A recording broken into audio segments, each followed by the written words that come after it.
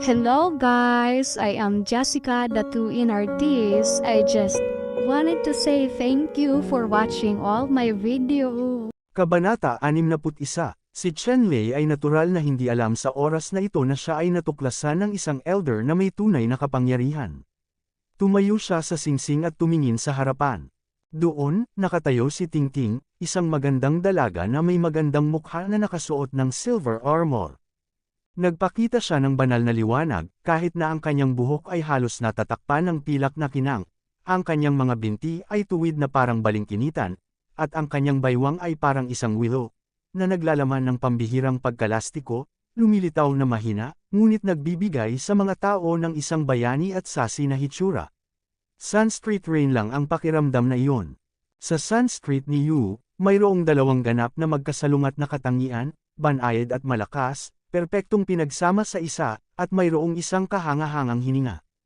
Sa ngayon, maraming mga alagad ni Zhuan Tianzang ang nagtuturing kay Yu Sanskrit bilang isang diyosa, at kilala bilang isa sa 10 diyosa ni Zhuan Tianzang. Sa mga alagad, mayroong napakataas na moral. Tumingin si Fan Shiyu kay Chen Lei at mahinang sinabi, "Kuya Chen, hindi kita kalaban. Ikaw at si Nia Chenran at Nia Junior Sister ay magkasamang lumabas ng Qingyang City.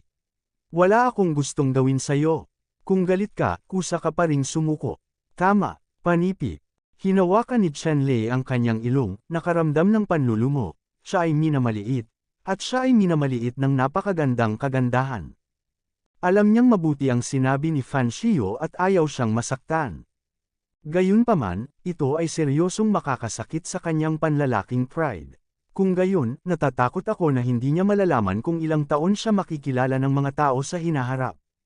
Si Chen Lei ay nagpakita ng hindi nakakapinsalang ngiti at sinabing, "Van Junior Sister, Nia Junior Sister ay Nia Junior Sister. Ako, hindi mo kailangang magpakita ng awa sa aking mga tauhan dahil sa Nia Junior Sister. Gayon din, hindi ako maaawa sa iyong mga nasasakupan sa kadahilanang ito. Imposibleng talikuran ko ang laban na ito, at may mga dahilan din ako kung bakit hindi ako sumuko. So, not to mention yung mga walang kwenta, pakiusap." Panipi. Narinig ni Fan Shiyu ang kanyang determinasyon mula sa mga salita ni Chen Lei. Kahit na hindi ko alam kung bakit pinilit ni Chen Lei na gawin iyon, iginagalang pa rin ni Sanskrit Yu ang desisyon ni Chen Lei. Ang mahinang ekspresyon sa kanyang mukha ay naalis, napalitan ng malakas na espiritu ng pakikipaglaban, at sinabi, "Kung ganito ang kaso, hindi ako magiging magalang. Hindi ako maawa." Sinabi ni Chen Lei, "Lahat, bawat isa, mangyaring kumilos." Sigaw ni Fan Shiyu, ang mga palad ay nababalot ng silver light, at ang buong tao ay humakbang ng higit sa 10 metro sa pagitan ng dalawa, at tinamaan ang puso ni Chen Lei ng isang malakas na suntok. Oh, ang matalim na tunog ng suntok na ito, at ang malakas na alon ng hangin na naging sanhi ng pananakit ng mga pisngi ni Chen Lei, ay sapat na upang ipakita ang lakas ng suntok na ito. Walang pagsuko, itinaas ni Chen Lei ang kanyang mabundok na palad at hinampas ito patungo sa Sanskrit rain. Nag-intersect silang dalawa gamit ang kanilang mga kamao, at ang hindi mabilang na totoong chi ay agad na nabasag at naging hindi mabilang na magulong alon na dumadaloy sa lahat ng direksyon. Ang malakas na turbulence ay humihip sa taas-baba ng buhok ni Chen Lei at Fan Shiyu. Sa kanilang mga mata, sabay sabog ng liwanag. Para lamang sa unang laban na ito, naunawaan na ng Sanskrit Yu na ang lakas ni Chen Lei ay wala sa kanya. At maaari ding husgahan ni Chen Lei na si Rain Sanskrit ay karapat-dapat na maging isang malakas na tao na sunod-sunod na natalo sina Lai Kun at Xiang Huayun, at ang kanyang lakas ay kamangha-mangha. Sa paunang paggalugad ni Chen Lei sa kailaliman, wala nang pag-aalinlangan si Fan Shiyu, at gumawa siya ng todo-todo. Ang Vatican God of War ay sunod-sunod na sumuntok, isang suntok ay mas malakas kaysa sa isang suntok, at ang momentum ay nabasag lahat, walang kapantay. Tumama ang kapangyarihan ni Chen Lei. Ang mga taktika ng Diyos ng digmaan ng Brahma King ay binibigyang diin ang hindi matitinag na paniniil, kawalang kilos, pangingibabaw sa mundo at kabaliwan. Ang Sanskrit rain sa sandaling ito ay ganap na nagpapakita ng mga katangian ng Vatican God of War. Ang buong tao ay parang isang hindi magagapi na babaeng Diyos ng digmaan na nagpapalabas ng kinang, mabangis at nangingibabaw, at ang kanyang mga tampok sa mukha ay maganda. Lumilikha ito ng isang malakas na kaibahan at may natatanging kagandahan. Maraming mga disipulong Shantianzong na nanood ng labanan sa ibaba ay nabighani na at nagpakasawa sa kakaibang aura tulad ng Sanskrit Rain. Ang bawat suntok ni Sanshio ay kasing bigat ng bundok, parang martilyo ng pagkubkob. Kung i-compress ito ay magtatapos sa mga sirang buto at litid. At ang palad ni Chenlei ay parang paro-paro na may suot na bulaklak, tinatapik o pinipisil, o hinayla o inakay, at ang malakas na ulan ng Sanskrit ay hindi bumagsak sa kanya, at siya ay ganap na napanatili. Malabo na nakikita ng lahat na sa palad ni Chenlei, mayroong dalawang berdeng bundok na nakabalangkas sa mga simpleng linya. Habang winuwagayway niya ang kanyang mga kamay, tila may lakas siya ng bundok, na parabang may hawak na dalawang higanteng taluktok sa labanan, pangkalahatan. Ang mabibigat na kapangyarihan ng kamao ni Fanshio, kahit na nakaharap ito sa palad ni Chenlei, ay hindi maaaring makakuha ng kaunting bentahe. Ginamit ni Chenlei ang Qingluan Folding Mountain Palm. Ang Qingluan Folding Mountain Palm na ito ay natanto niya sa isang transcendent na estado. Pagkatapos maabot ang isang transcendent na estado, makakakuha siya ng maraming hindi pangkaraniwang mahiwagang epekto, at maaari pang ang lumikha ng mga ito. Ilabas mo ang kayamanan.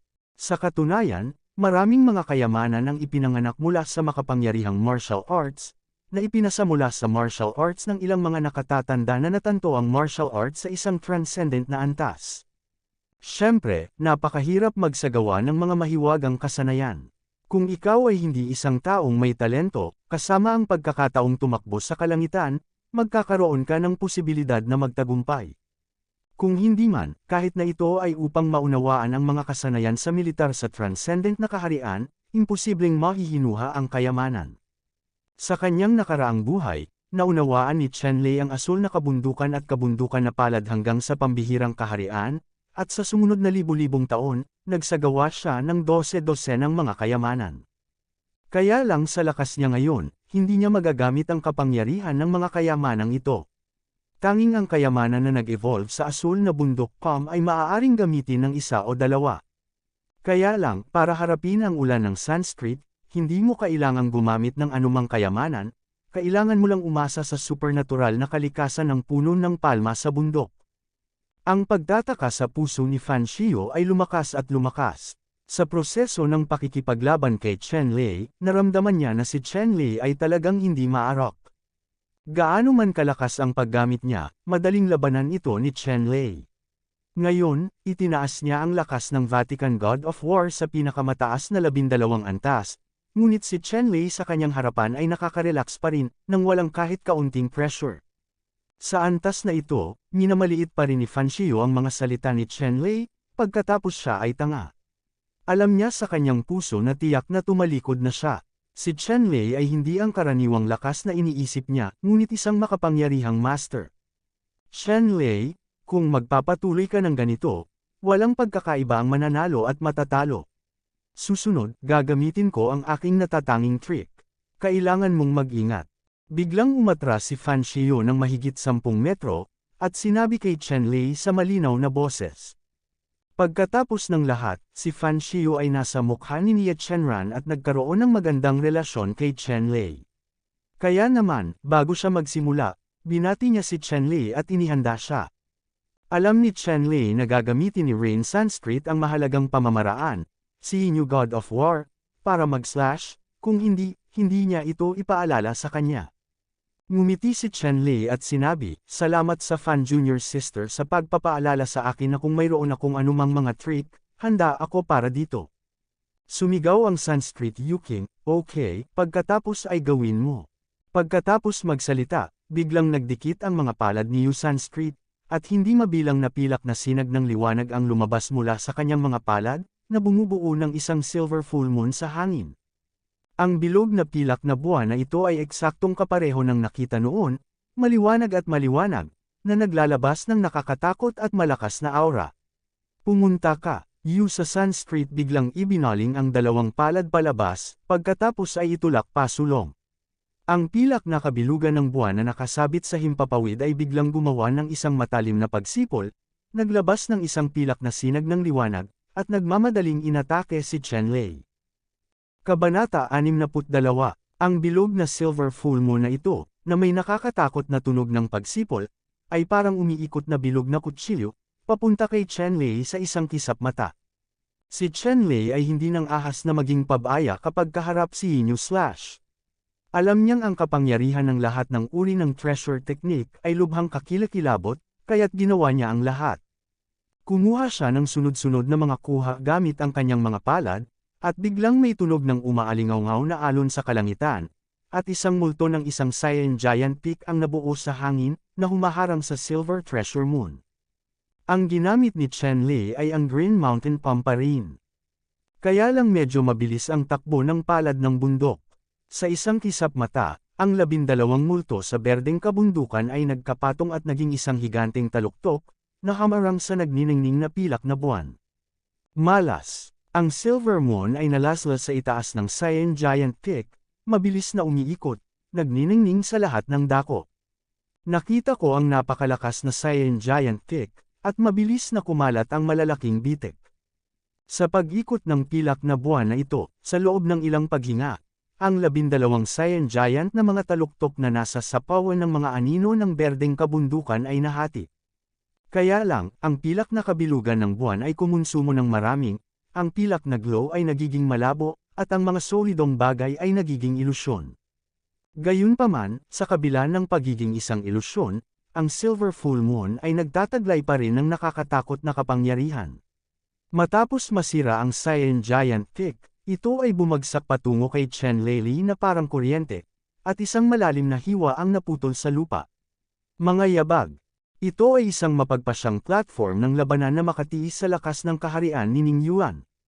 Ang pilak na buwan ay maaaring mag-iwan ng malalalim na peklat sa naturang battle platform, at may isip mo kung gaano ito kalakas. Sa sandaling ito, muling ikanaway ni Chenlei ang kanyang palad, at sa isang kisap mata, mayroong 18 bughaw na multo ng bundok na nabuo sa kawalan, at pagkatapos ay nagsanib ang mga ito sa isang katawan at muling hinarangan ang pilak na buwan. Paano ito posible? Sa platform ng panunood, lahat ay hindi napigil ang mapasigaw nang makita nila ang eksenang ito. Kamakailan, ang paggamit ni Chenlei ng 12 berdeng bundok at magkakapatong na anino ng palma ng bundok ay nagparamdam sa mga tao na hindi kapanipaniwala. Dapat mong malaman na ang Qingluan Mountain Palm ay maaaring umabot sa 9 na stack, na kung saan ay ang limitasyon, ngunit si Chenlei ay gumamit ng 12 stack ng Qingluan Mountain Palm, na kamangha-mangha na. Gumagamit na ngayon ng 18 stack ng Qingluan Mountain Palms, sinisira nito ang kaalaman ng lahat. 18 salansa ng mga berdeng bundok at mga puno ng palma, ang hininga ay nagpapalabas ng matinding sindek, malaking pamimilit, tulad ng 18 mahiwagang bundok na nahuhulog ng magkakasama, na tumatama sa bilog ng kapangyarihan. Sa itaas ng waxing Silver Moon, nagkaroon ng malakas na ingay, at ang hindi masisirang Silver Moon ay natatakpan ng mga bitik sa spiderweb disc sa isang kisap mata. Ang 18 tiklop na palad ng bundok ay muling hamampas, at ang pilak na buwan na natatakpan ng mga sapot ng gagamba, tulad ng isang marupok na piraso ng porselana, na nakakalat sa hindi mabilang na mga piraso. Sa puntong ito, ang Silver Moon Slash na inilabas ng Sanskrit Rain ay ganap na nalutas ni Chenlei. Sa sandaling ito, ang pag-ulan ng Sanskrit na tula, mga dibdib ay tumaas at bumagsak ng labis, na bumubuo ng isang magandang tanawin. Mapotla siya, at pawisan ng buhok. Ang Silver Moon Slash ay isang mahalagang pamamaraan na kakabisado lang ni Sanskrit, at imposibleng gamitin ito ng malaya, lalo pa itong ipadala kung gusto mo. Hanggang ngayon, isa lang ang nagagawa niyang lore technique, at kapag ang discarding ito ay kinuha na ni Chenlei, wala na siyang kapangyarihang lumaban. Bagamat ginamit ni Chenlei ang asul na palma ng bundok 2 beses sa isang hilera, 1 beses 12 beses at 1 beses 18 beses, ang konsumo ay napakalaki. Gayunpaman, ang pagkonsumo ng martial skill na ito ay higit sa 2 beses na mas mababa kaysa sa isang kayamanan. Sa makatuwid, ang tunay na enerhiya sa kanyang katawan ay sapat pa rin upang suportahan siya upang maglunsad ng isa pang pag-atake. Tumalon si Chenlei sa gilid ni Fan Xiu, itinuro ang isang daliri sa kanyang tiyan, at pinutol ang palad sa maselang leeg. Ang 2 strike ni Chenlei ay nag-click lamang at huminto, at hindi aktwal na gumamit ng anumang lakas. Gayunpaman, naunawaan ni Fan Xiao na kung sila ay nasa totoong larangan ng digmaan, alinman sa dalawang pag-ataking ito ay madaling kumitil sa kanyang buhay. Si Chen Lei ay halatang maaway na. Natalo ako. Ang Sun Street Yu ay tumingin kay Chen Lei na may komplikadong mga mata, at marahas na sinabi. Hindi niya inaasahan na matatalo siya ni Chen Lei, at hindi kayang basagin ng Invincible Silver Moon Slash na iyon ang depensa ni Chen Lei. Si Chen Lei, isang binata mula sa isang maliit na lugar, ay nagawang talunin ng Sun Street Rain. Nagdulot ito ng kaguluhan sa platform ng panunood. Magkaroon ng kamalayan na ang lahat ng mga naunang matatanda at pinuno ay optimistiko tungkol sa nakaraang Sun Street Rain. Bagamat may mga alalahanin tungkol kay Chen Lei, walang nag-aakalang kayang talunin ni Chen Lei ang Sun Street Rain. Ngunit ngayon, idineklara ni Chen Lei ang kanyang pag-iral na may tunay na record. Alamin ang mga detalye ng batang ito, hihintayin kung makita. Nagsalita ang Sect Master Xuantian Sect, at kaagad na may kumuha ng detalyadong impormasyon ni Chen Lei at ipinakita ito sa bawat elder sa viewing platform. Nang malaman niya na si Chen Lei ay ipinanganak sa isang malayong lungsod, hindi mula sa isang malaking pamilya, marangal na pamilya, o sekta, ang bawat elder ay natigilan. Talagang hindi madali para kay Chen Lei na makarating dito, at ipinapakita rin ito na ang talento ni Chen Lei ay talagang laban sa langit. Sect Master, ang anak na ito ay maaaring pumunta dito, na nagpapakita na ito ay hindi pangkaraniwan. Paano kung hayaan itong maitanim sa aking sekta sa hinaharap? Tumawa si Elder Dong, na nagpapanggap na sabik na mahalin ang material, at sinabi kay Sect Master Xuantian. Ang Sect Master na si Xuantian ay nagbigay ng kaunting pagsasaalang-alang at sinabi, hindi ito ang oras upang pumili ng mga disipulo sa oras na ito. Kapag na-release na ang top 10 disciples, we will make a decision. Tumango si Elder Dong nang hindi nagsasalita. Pagkatapos ng lahat, siya ang unang nakipag-usap kay Sect Master Xuantian, na nagpapahayag ng kanyang pagpayag na dalhin si Chen Lei sa kanyang sekta.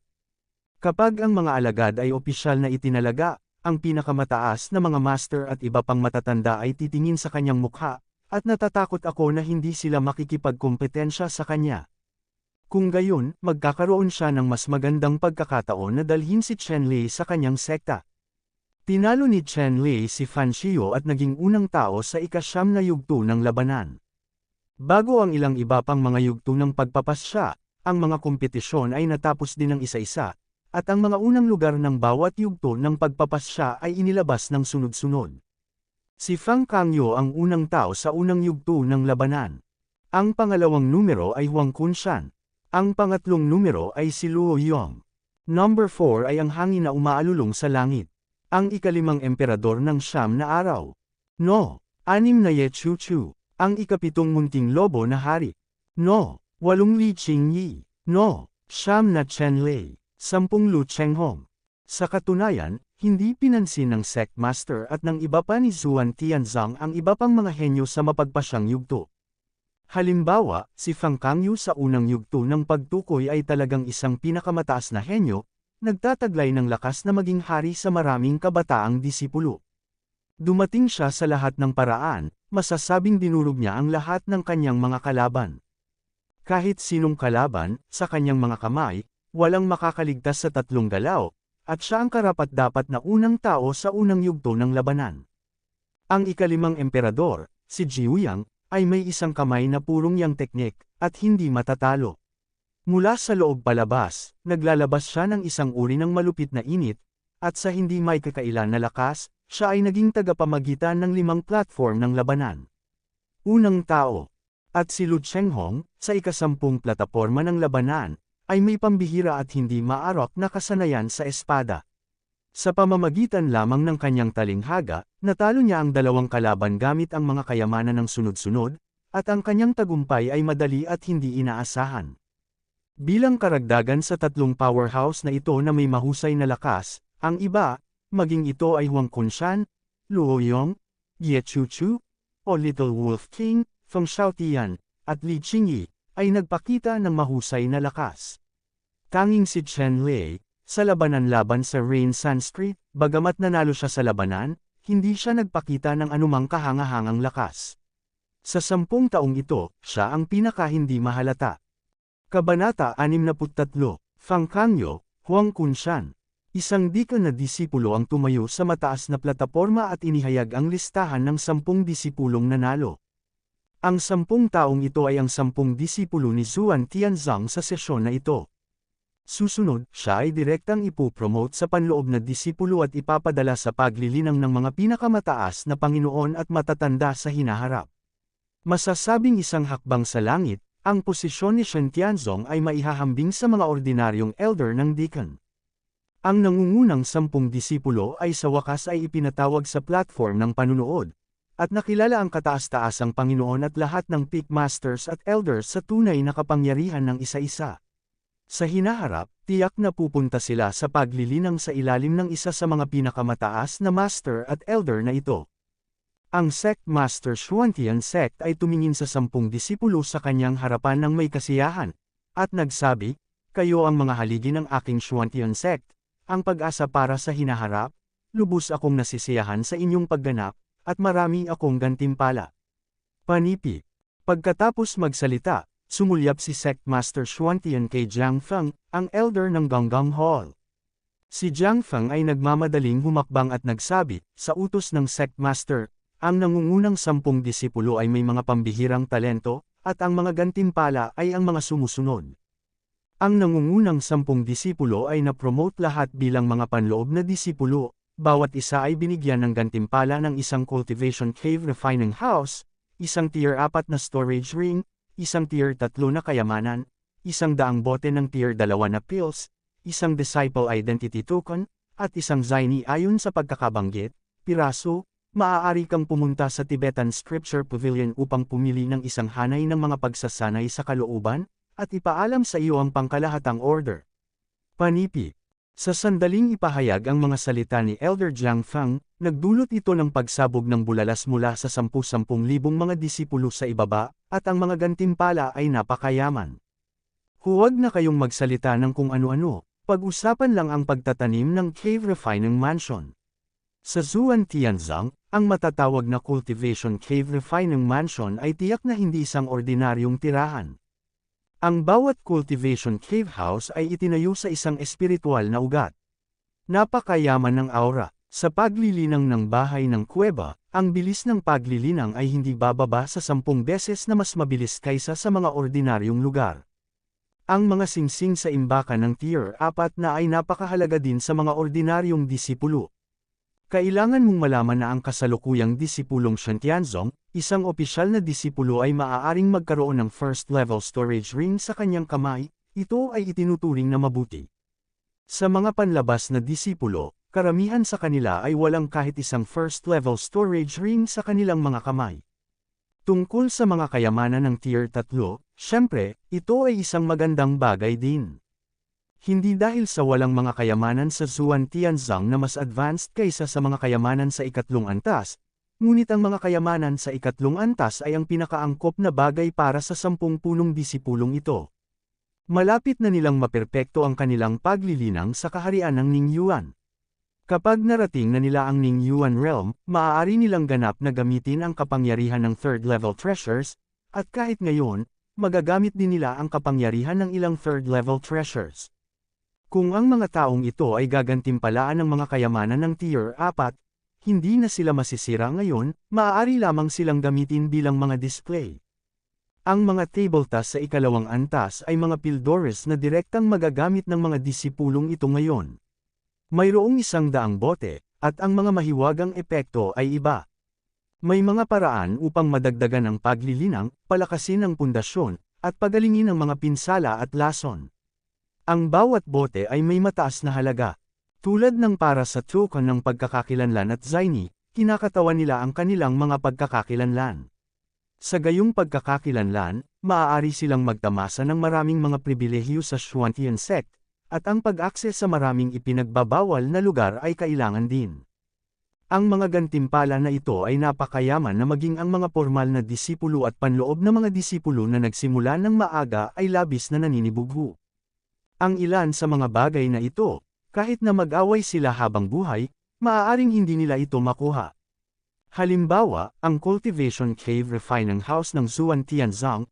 Ang Cultivation Cave House ng Zhuan Tianzang ay napakakapos sa supply, pangunahin dahil sa kakulangan ng mga espiritual na ugat. Ang bawat Cultivation Cave Refining House ay lubhang mahalaga. Tanging ang mga Peak Masters, True Power Elders, at ilang direktang disciples ang maaaring magkaroon ng pagkakataon na makakuha ng cultivation ng Refining Cave Mansion.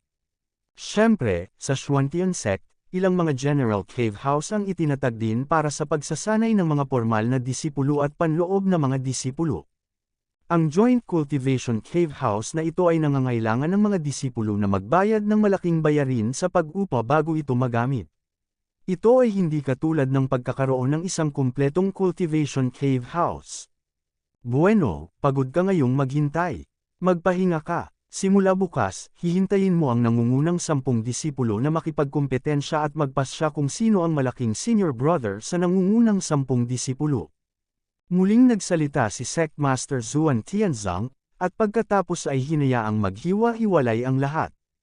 Pagkababa ni Chen Lei at ng iba pa, agad silang pinangunahan ng mga deacon at mga disipulo ng Appreciation Hall, at pumunta sa Appreciation Hall para tumanggap ng mga reward. Sinamahan ni Chen Lei at ng iba pa ang mga deacon at mga disipulo sa Merit Appreciation Hall. Si Elder Jiang Feng ay naghihintay dito. Tuwang-tuwa siyang makita si Chen Lei at ang iba pa.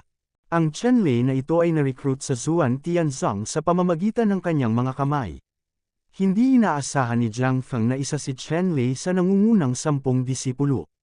Ngayon ay wala sa ibaba niya ang posisyon ni Chen Lei.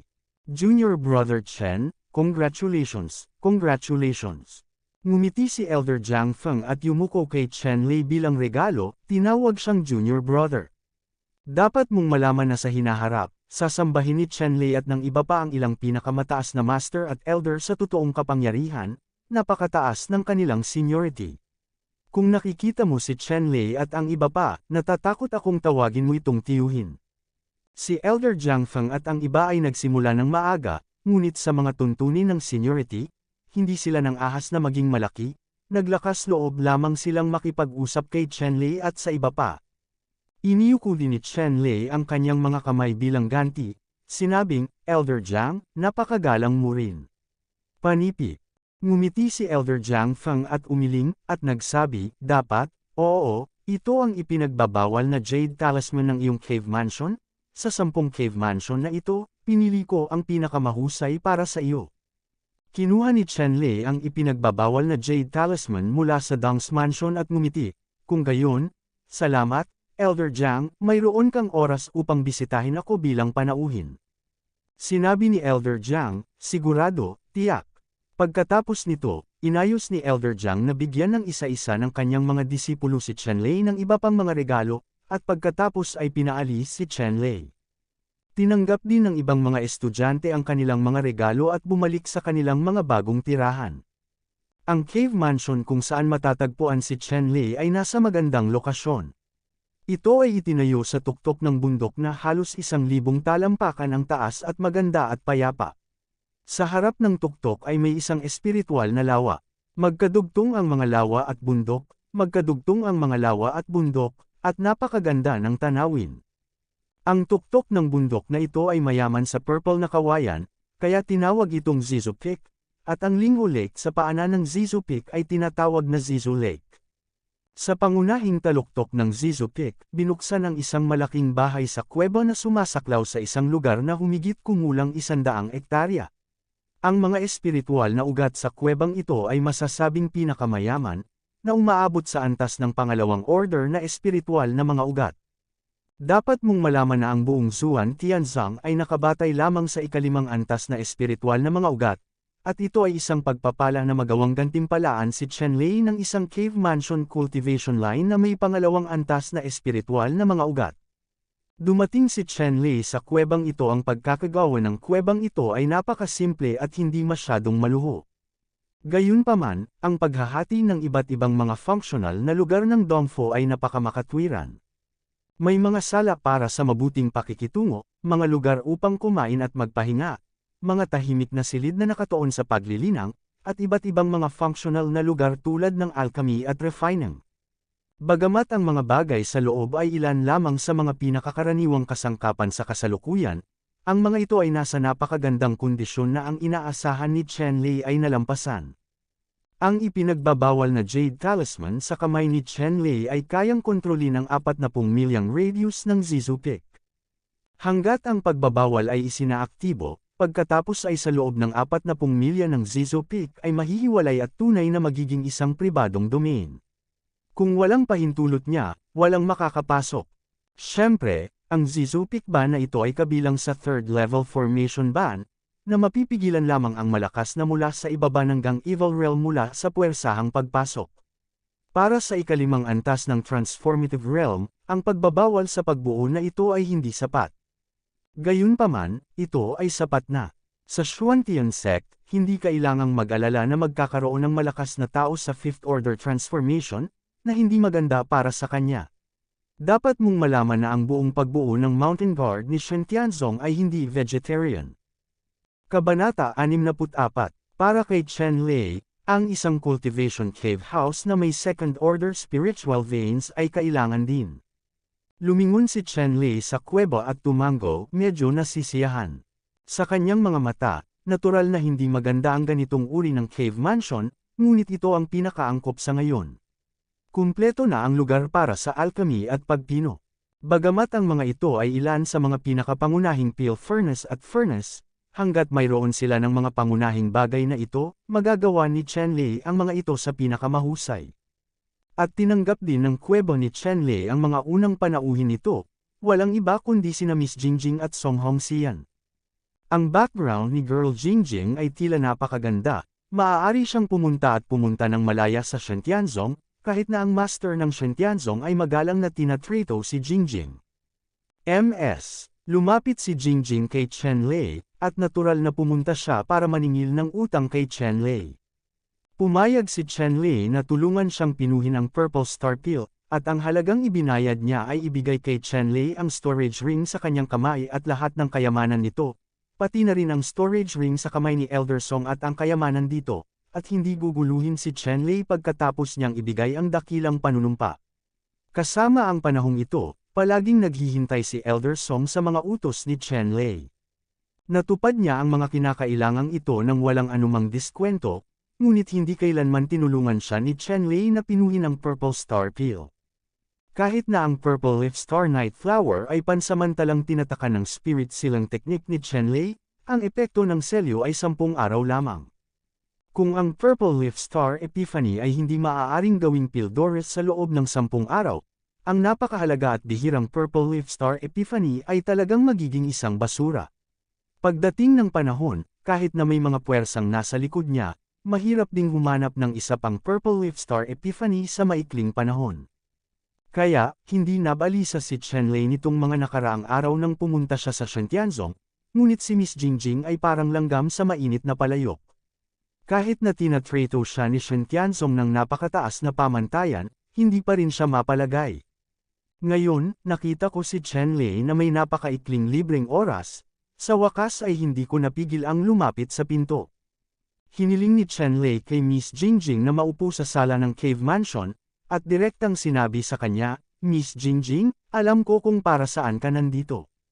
Huwag kang mag-alala, ang ipinangako ko ay hinding-hindi masisira ang aking pangako, hanggat Shen Tianzong 10 pagkatapos ng malaking paligsahan ng disipulo, agad akong nagsimulang gumawa ng alchemy para kay Girl Jingjing.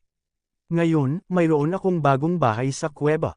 Nasuri ko na ang silid ng alchemy sa mansyon ng kuweba ay maaaring ganap na matugunan ng mga kondisyon para sa pagbubukas ng hurno upang makagawa ng alchemy. Mangyaring makatitiyak. Panipi. Ms. Nakita ni Jingjing na sinabi ito ni Chen Lei, kaya natural na hindi niya kailangang mag-atubili, ngunit paulit-ulit niyang sinabi kay Chen Lei na hindi niya dapat kalimutan ang kasunduan ng dalawa, at pagkatapos ay umalis. Pumunta si Chen Lei sa silid ng alchemy pagkatapos paalisan ang batang babae na si Jingjing. Ang silid ng alchemy na ito ay may lawak na higit sa 300 metro kwadrado. Sa gitna ay isang malaking fire gathering array, ngunit ang layout ng fire gathering array na ito ay simple at magaspang, isang first level fire gathering array lang. Kailangan ko pang gumawa ng ilang pagbabago. Bulong ni Chen Lei sa kanyang sarili, at pagkatapos ay nagsimulang baguhin ang pagbuo ng apoy na ito. Isang piraso lang ng material ang lumipad palabas sa storage ring, at ito ay ginawang fire gathering array ni Chen Lei gamit ang isang napaka-espesyal na paraan. Unti-unti, ang bahagyang magaspang na hanay ng pagtitipon ng apoy ay naging mas pino, mas misteryoso, at ang mga pattern ng array ay bumuo ng isang sopistikadong hanay. Nang ang huling piraso ng material na tela ay isinama sa pormasayon, ang buong pormasayon ng pagtitipon ng apoy ay nabuo ng isang nagninangas na pulang apoy tulad ng hugis ng lotus. Ang gitna ng Fire Lotus platform ay may 9 na butas, na kung saan ay apoy pagtitipon formations, mata. Well, itong second grade top grade Red Lotus Gathering Fire Array ay sapat na para pinuhin ang second grade at third grade na mga tabletas. Kahit na ang pang-apat na tier na tableta ay makakapagbigay ng sapat na firepower. Tiningnan ni Chen Lei ang 9-hole Red Lotus Fire Formation at tumango bilang kasiyahan. Nga pala, paano ang mga epekto ng pagsubok na kolektahin ang hanay ng apoy?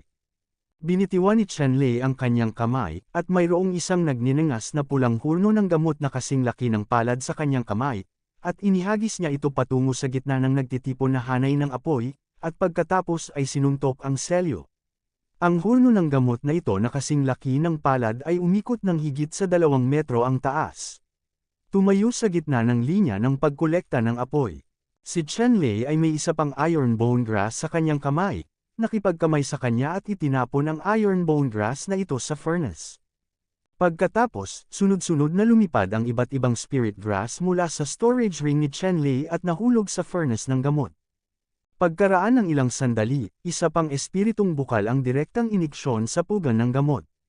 Isinara ni Chen Lei ang pinto ng furnace at umupo sa harap ng medicine furnace. Isa-isa niyang sinuntok at nagsimulang gumawa ng alchemy. Gumawa siya ng alchemy sa pagkakataong ito, pangunahin upang subukan kung ang Juhua array na binago niya ay mabuti o hindi. Pagkatapos ng kanyang sariling mga eksperimento, nalaman niya na ang epekto ng pag-iipon ng apoy ay nakakagulat na mabuti, na kinokontrol ang laki ng apoy hanggat gusto niya, at matutugunan nito ang kanyang hinihingi na mga kinakailangan para sa apoy kapag pinipino niya ang alchemy. Pagkalipas ng 2 oras, biglang iminulat ni Chen Lei ang kanyang mga mata. 2 maliwanag na puting sinag ang lumitaw sa kanyang mga mata, at naging realidad si Dan. Ang iron bone forging peel na ginawa niya this time ay ginamit para palakasin ang laman. Ang hilaw na material ay napakabihirang iron bone grass. Napakahalaga rin ang epekto ng iron bone tempering peel na ito. Pagkatapos ng lahat, ito ay isang natatanging body refining treasure peel sa mga banal na lugar ng alchemy ng ibang mga kontinente. Binuksan ni Chen Lei ang peel furnace at inilipat ang cover peel formula na lumipad palabas ng peel furnace. Ang 18 moist na tabletang ito ay perpektong bilog at magkapareho ang laki. May mga bakas ng mahiwagang pattern sa mga ito, at ang mga kumpol ng medicinal chi ay lumabas mula sa mga pattern na ito. Sa isang kisap mata, sa 10 sa itaas ng 8 peel clouds, 18 peel cloud na nabuo ng peel chi ay na-condensed. Medyo tuwang-tuwa si Chen Lei. Hindi niya akalain na kaya niyang pinuhin ang pinakamahusay na peel cloud treasure peel sa pamamagitan lamang ng pagsubok ng kanyang kamay sa alchemy. Kung ito man ay kontinente ng Xuanyuan o iba pang mga kontinente, ang pamamahagi ng mga gamot ay napakahigpit din.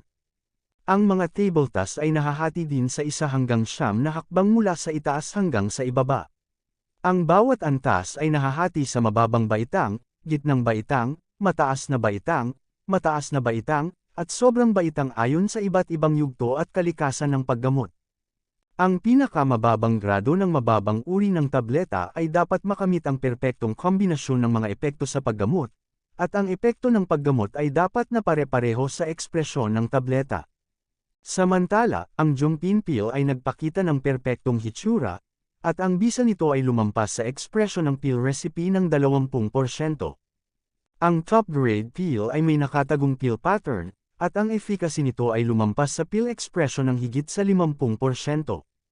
Ang pinakamahusay na tableta ay hindi lamang dapat magkaroon ng perpektong hitsura, ngunit mayroon ding pattern ng tableta, at ang aura ng pattern ng tableta ng Chinese medicine ay tataas at magiging isang peel cloud, at ang bisa nito ay higit sa 3 beses kaysa sa formula ng tableta.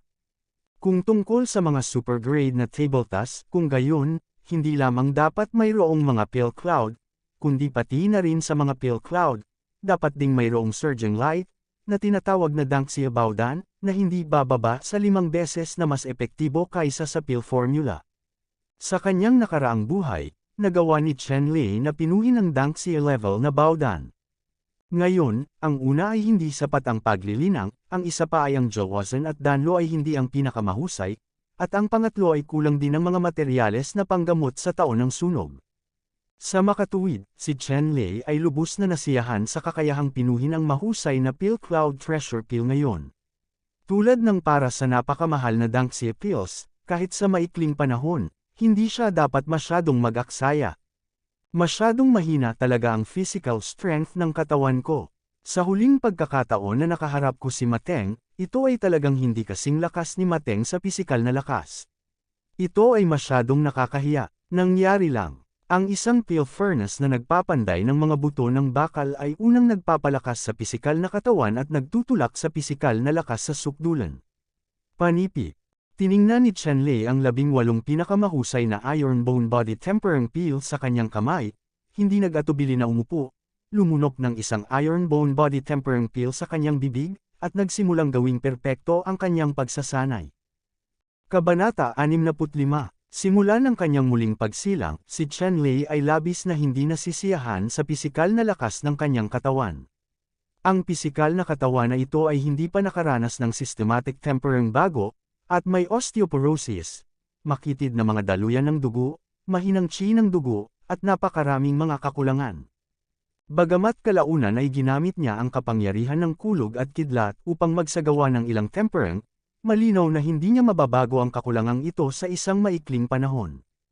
Kaya, palaging gustong maglaan ng oras ni Chen Lei upang pinuhin ang ilang mga furnace ng body tempering elixir upang painitan ang kanyang pisikal na katawan, upang ang lakas ng pisikal na katawan ay umabot sa sukdulan at perpektong antas. Gayunpaman, alam din ni Chen Lei na ito ay isang pangmatagalan at mahirap na proyekto upang maperpekto ang pisikal na katawan sa sukdulan, at hindi ito makukumpleto sa maikling panahon. Sa makatuwid, hindi nagmamadali si Chen Lei, sa halip ay umatras. Nagkataon lang na nakakita siya ng ganoong halamang bakal sa likod na hardin ng manor ng Songhongxian sa Duankung City, at nagkaroon siya ng ideya na linisin ang isang furnace ng mga bakal na buto na forging pills. Gayunpaman, ang oras ay maikli at walang pagkakataon hanggang ngayon, ito ay itinuturing na ipinatupad.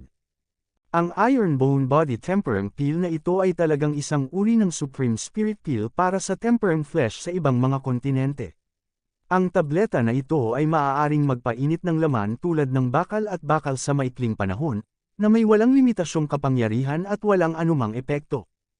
Ang gayong Iron Bone Body Tempering Pill, sa ibang mga kontinente, tanging ang mga disipulo sa banal na lupain, mga walang kamatayang pamilya, pinakamataas na sekta, at mga Diyos ang kwalipikadong gumamit nito, at ang halaga nito ay lubhang kamangha-mangha.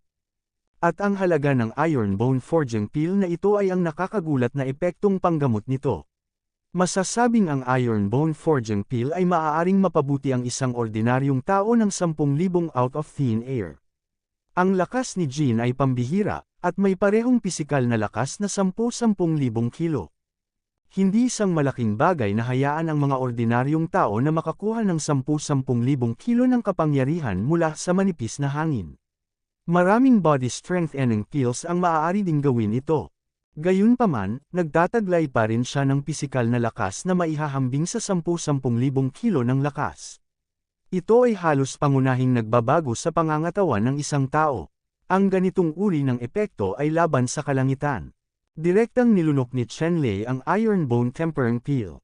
Habang ang epekto ng Iron Bone Quenching Pill ay kumalat sa buong katawan at isinama sa kanyang mga buto, kalamnan at meridian, naramdaman ni Chen Lei na ang kanyang mga buto ay tumigas, ang kanyang mga kalamnan ay puno ng lakas, at ang kanyang mga meridian ay naging malapad at matatag.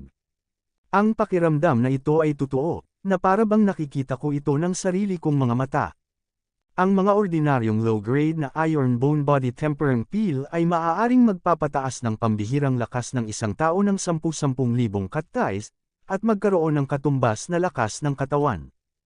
At ang Iron Bone Body Tempering Peel ni Chen Lei ay ang top grade Danyon Level Body Tempering Peel. Ang epekto ay 3 beses na mas malakas kaysa sa mababang uri ng Iron Bone Body Tempering Peel. Sa madaling salita, ang kanyang Iron Bone Forging Peel ay 3 beses na mas malakas. Ang body peel ay maaaring tumaas man lang ang lakas ni Chen Lei ng 30,000 cut ties out of thin air, at may physical strength na katumbas ng 30,000 cut ties. Tumagal ito ng mahigit kalahating oras, at sa wakas ay naabsorb ni Chen Lei ang lahat ng kapangyarihan nitong Iron Bone Preventing Peel.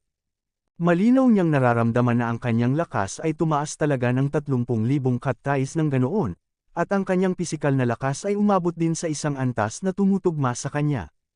Pinigilan ni Chen Lei ang excitement sa kanyang puso, umupo muli, inilabas ang Iron Bone Preventing Peel at ininom ito.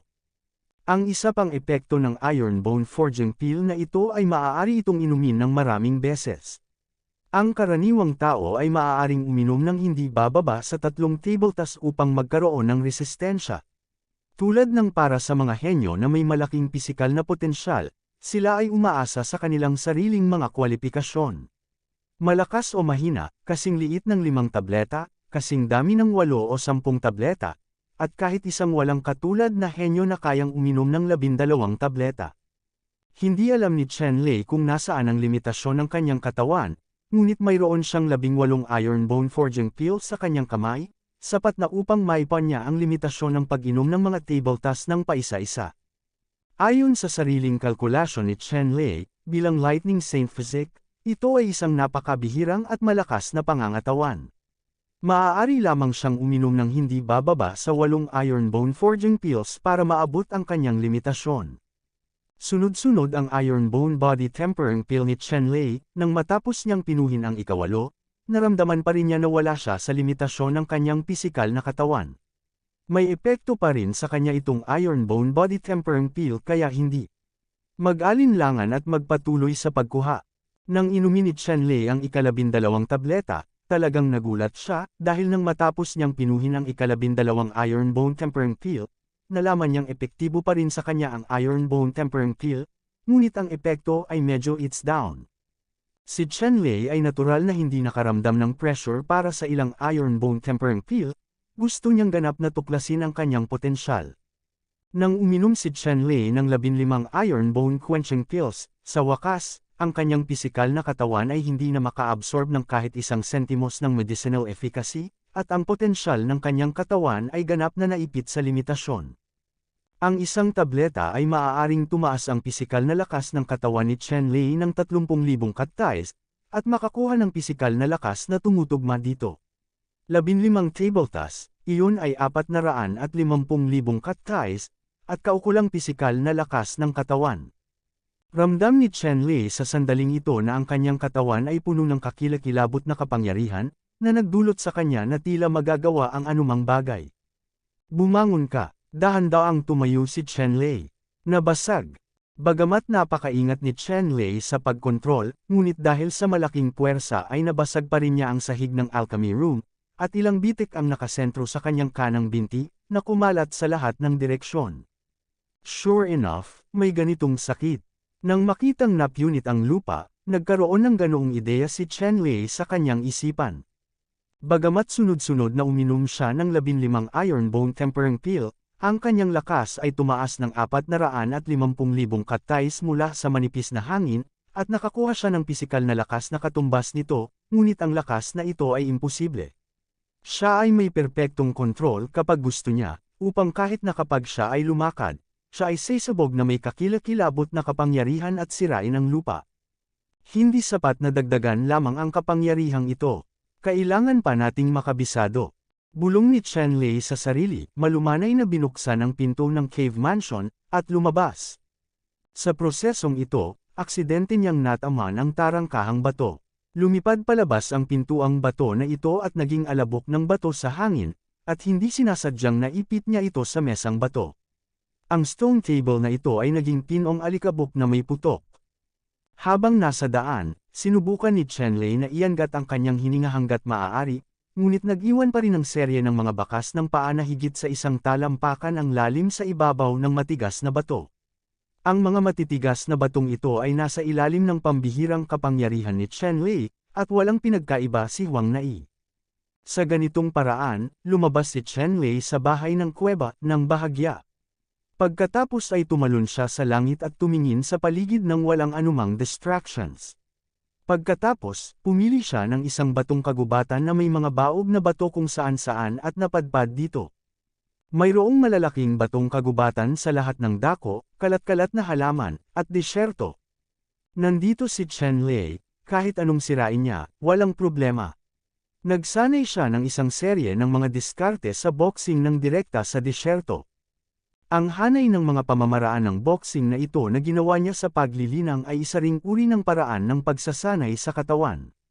Nagmula sa The Great Wilderness Fulong Scripture. Ang hanay ng mga pamamaraan ng boxing na ito ay tinatawag na Great Wilderness Fulong Boxing, na espesyal na ginagamit para sa pagsasanay sa katawan. Ang set ng Great Desolate Fulong Fist na ito ay masasabing isang 9th Order martial skill, at ito rin ay masasabing 1st Order martial skill. Ang lakas ay nag-iiba sa bawat tao, at ang laki ay nag-iiba. Kung ang pisikal na lakas ng katawan ay hindi sapat, kung gayon ang suntok na ito ng dawang Fulong Fist ay maaaring hindi man lang makapagsuko ng isang maliit na ahas. Ngunit kung ang lakas ng pisikal na katawan ay laban sa langit, kung gayon ito ay talagang tulad ng pangalan ng hanay ng mga diskarte sa boxing na maaaring maging matapang at hindi mapigilan. Kabanata 66. Ang dawang Fulong Fist ay isang invincible fist na pinagsasama ang bodybuilding at pagpatay. Nakita ko ang mga kamao ni Chen Lei na kumukulog at umaagos ang dugo. Sa kanyang boxing practice, nagkaroon ng dragon wave sa kanyang katawan, naghuhugos ng dugo, nagpapahinga sa mga kalamnan at buto, nagpapalakas ng 5 internal organs, at nagpapalakas ng balat.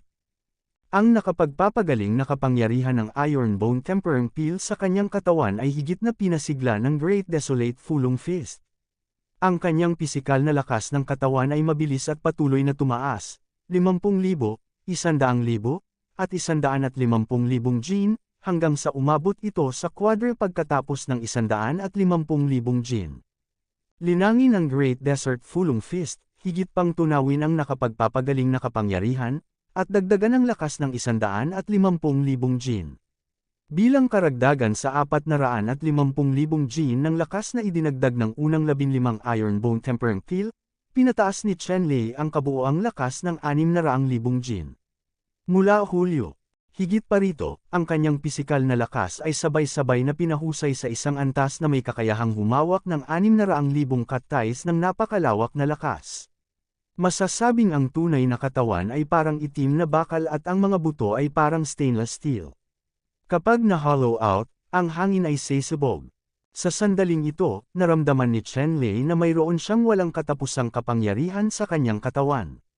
Ang malalaking bato na tumitimbang ng 10,000 katais na nakatayo sa desyerto na dalampasigan ay kasing babasagin ng tofu sa ilalim ng kanyang kamay na bakal, at sinuntok niya ang mga ito. Gaano man kalaki at katigas ang mga ito, lahat ay naging G-Fen.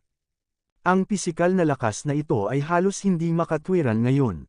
Pagkatapos magsanay ni Chen Lei ng isang set ng dawang Fulong Fist, tumingin siya sa magulong batong kagubatan sa paligid niya at tumango bilang kasiyahan. Sa kasalukuyan, sa pamamagitan lamang ng pisikal na lakas, hindi siya mas mababa sa lakas ng isang kapangyarihan ng Ningyuan Realm. Sa isang suntok, nagkaroon siya ng 600,000 katais ng mahusay na kapangyarihan, na tiyak na hindi magagawa ng ordinaryong Ningyuan Realm Powerhouse. Dumating. Gayunpaman, sa kasalukuyan, ang pisikal na katawan ay malayo pa rin sa matinding yugto, at maaaring patuloy na pasiglahin at pagbutihin. Gayunpaman, ito ay isang bagay para sa hinaharap. Nangangailangan ng oras at pagsisikap upang pakinisin ang pisikal na katawan sa matinding katayuan. Sa buhay na ito, malinaw na alam ni Chen Lei na ang kanyang pisikal na lakas ay hindi sapat upang harapin ang pinakamatinding kalamidad. Kinailangan niyang pakinisin ang kanyang katawan sa pinakamataas na kasakdalan upang umasa siyang makaligtas sa pinakamatinding kalamidad. At ang pagpapakinis ng katawan sa sukdulang pagiging perpekto ay isang malaking pangmatagalang proyekto. Sa anumang paraan ay hindi kayang gawin ng ilang iron bone forging pills at isang set ng dawang fulong fist ang hakbang na ito.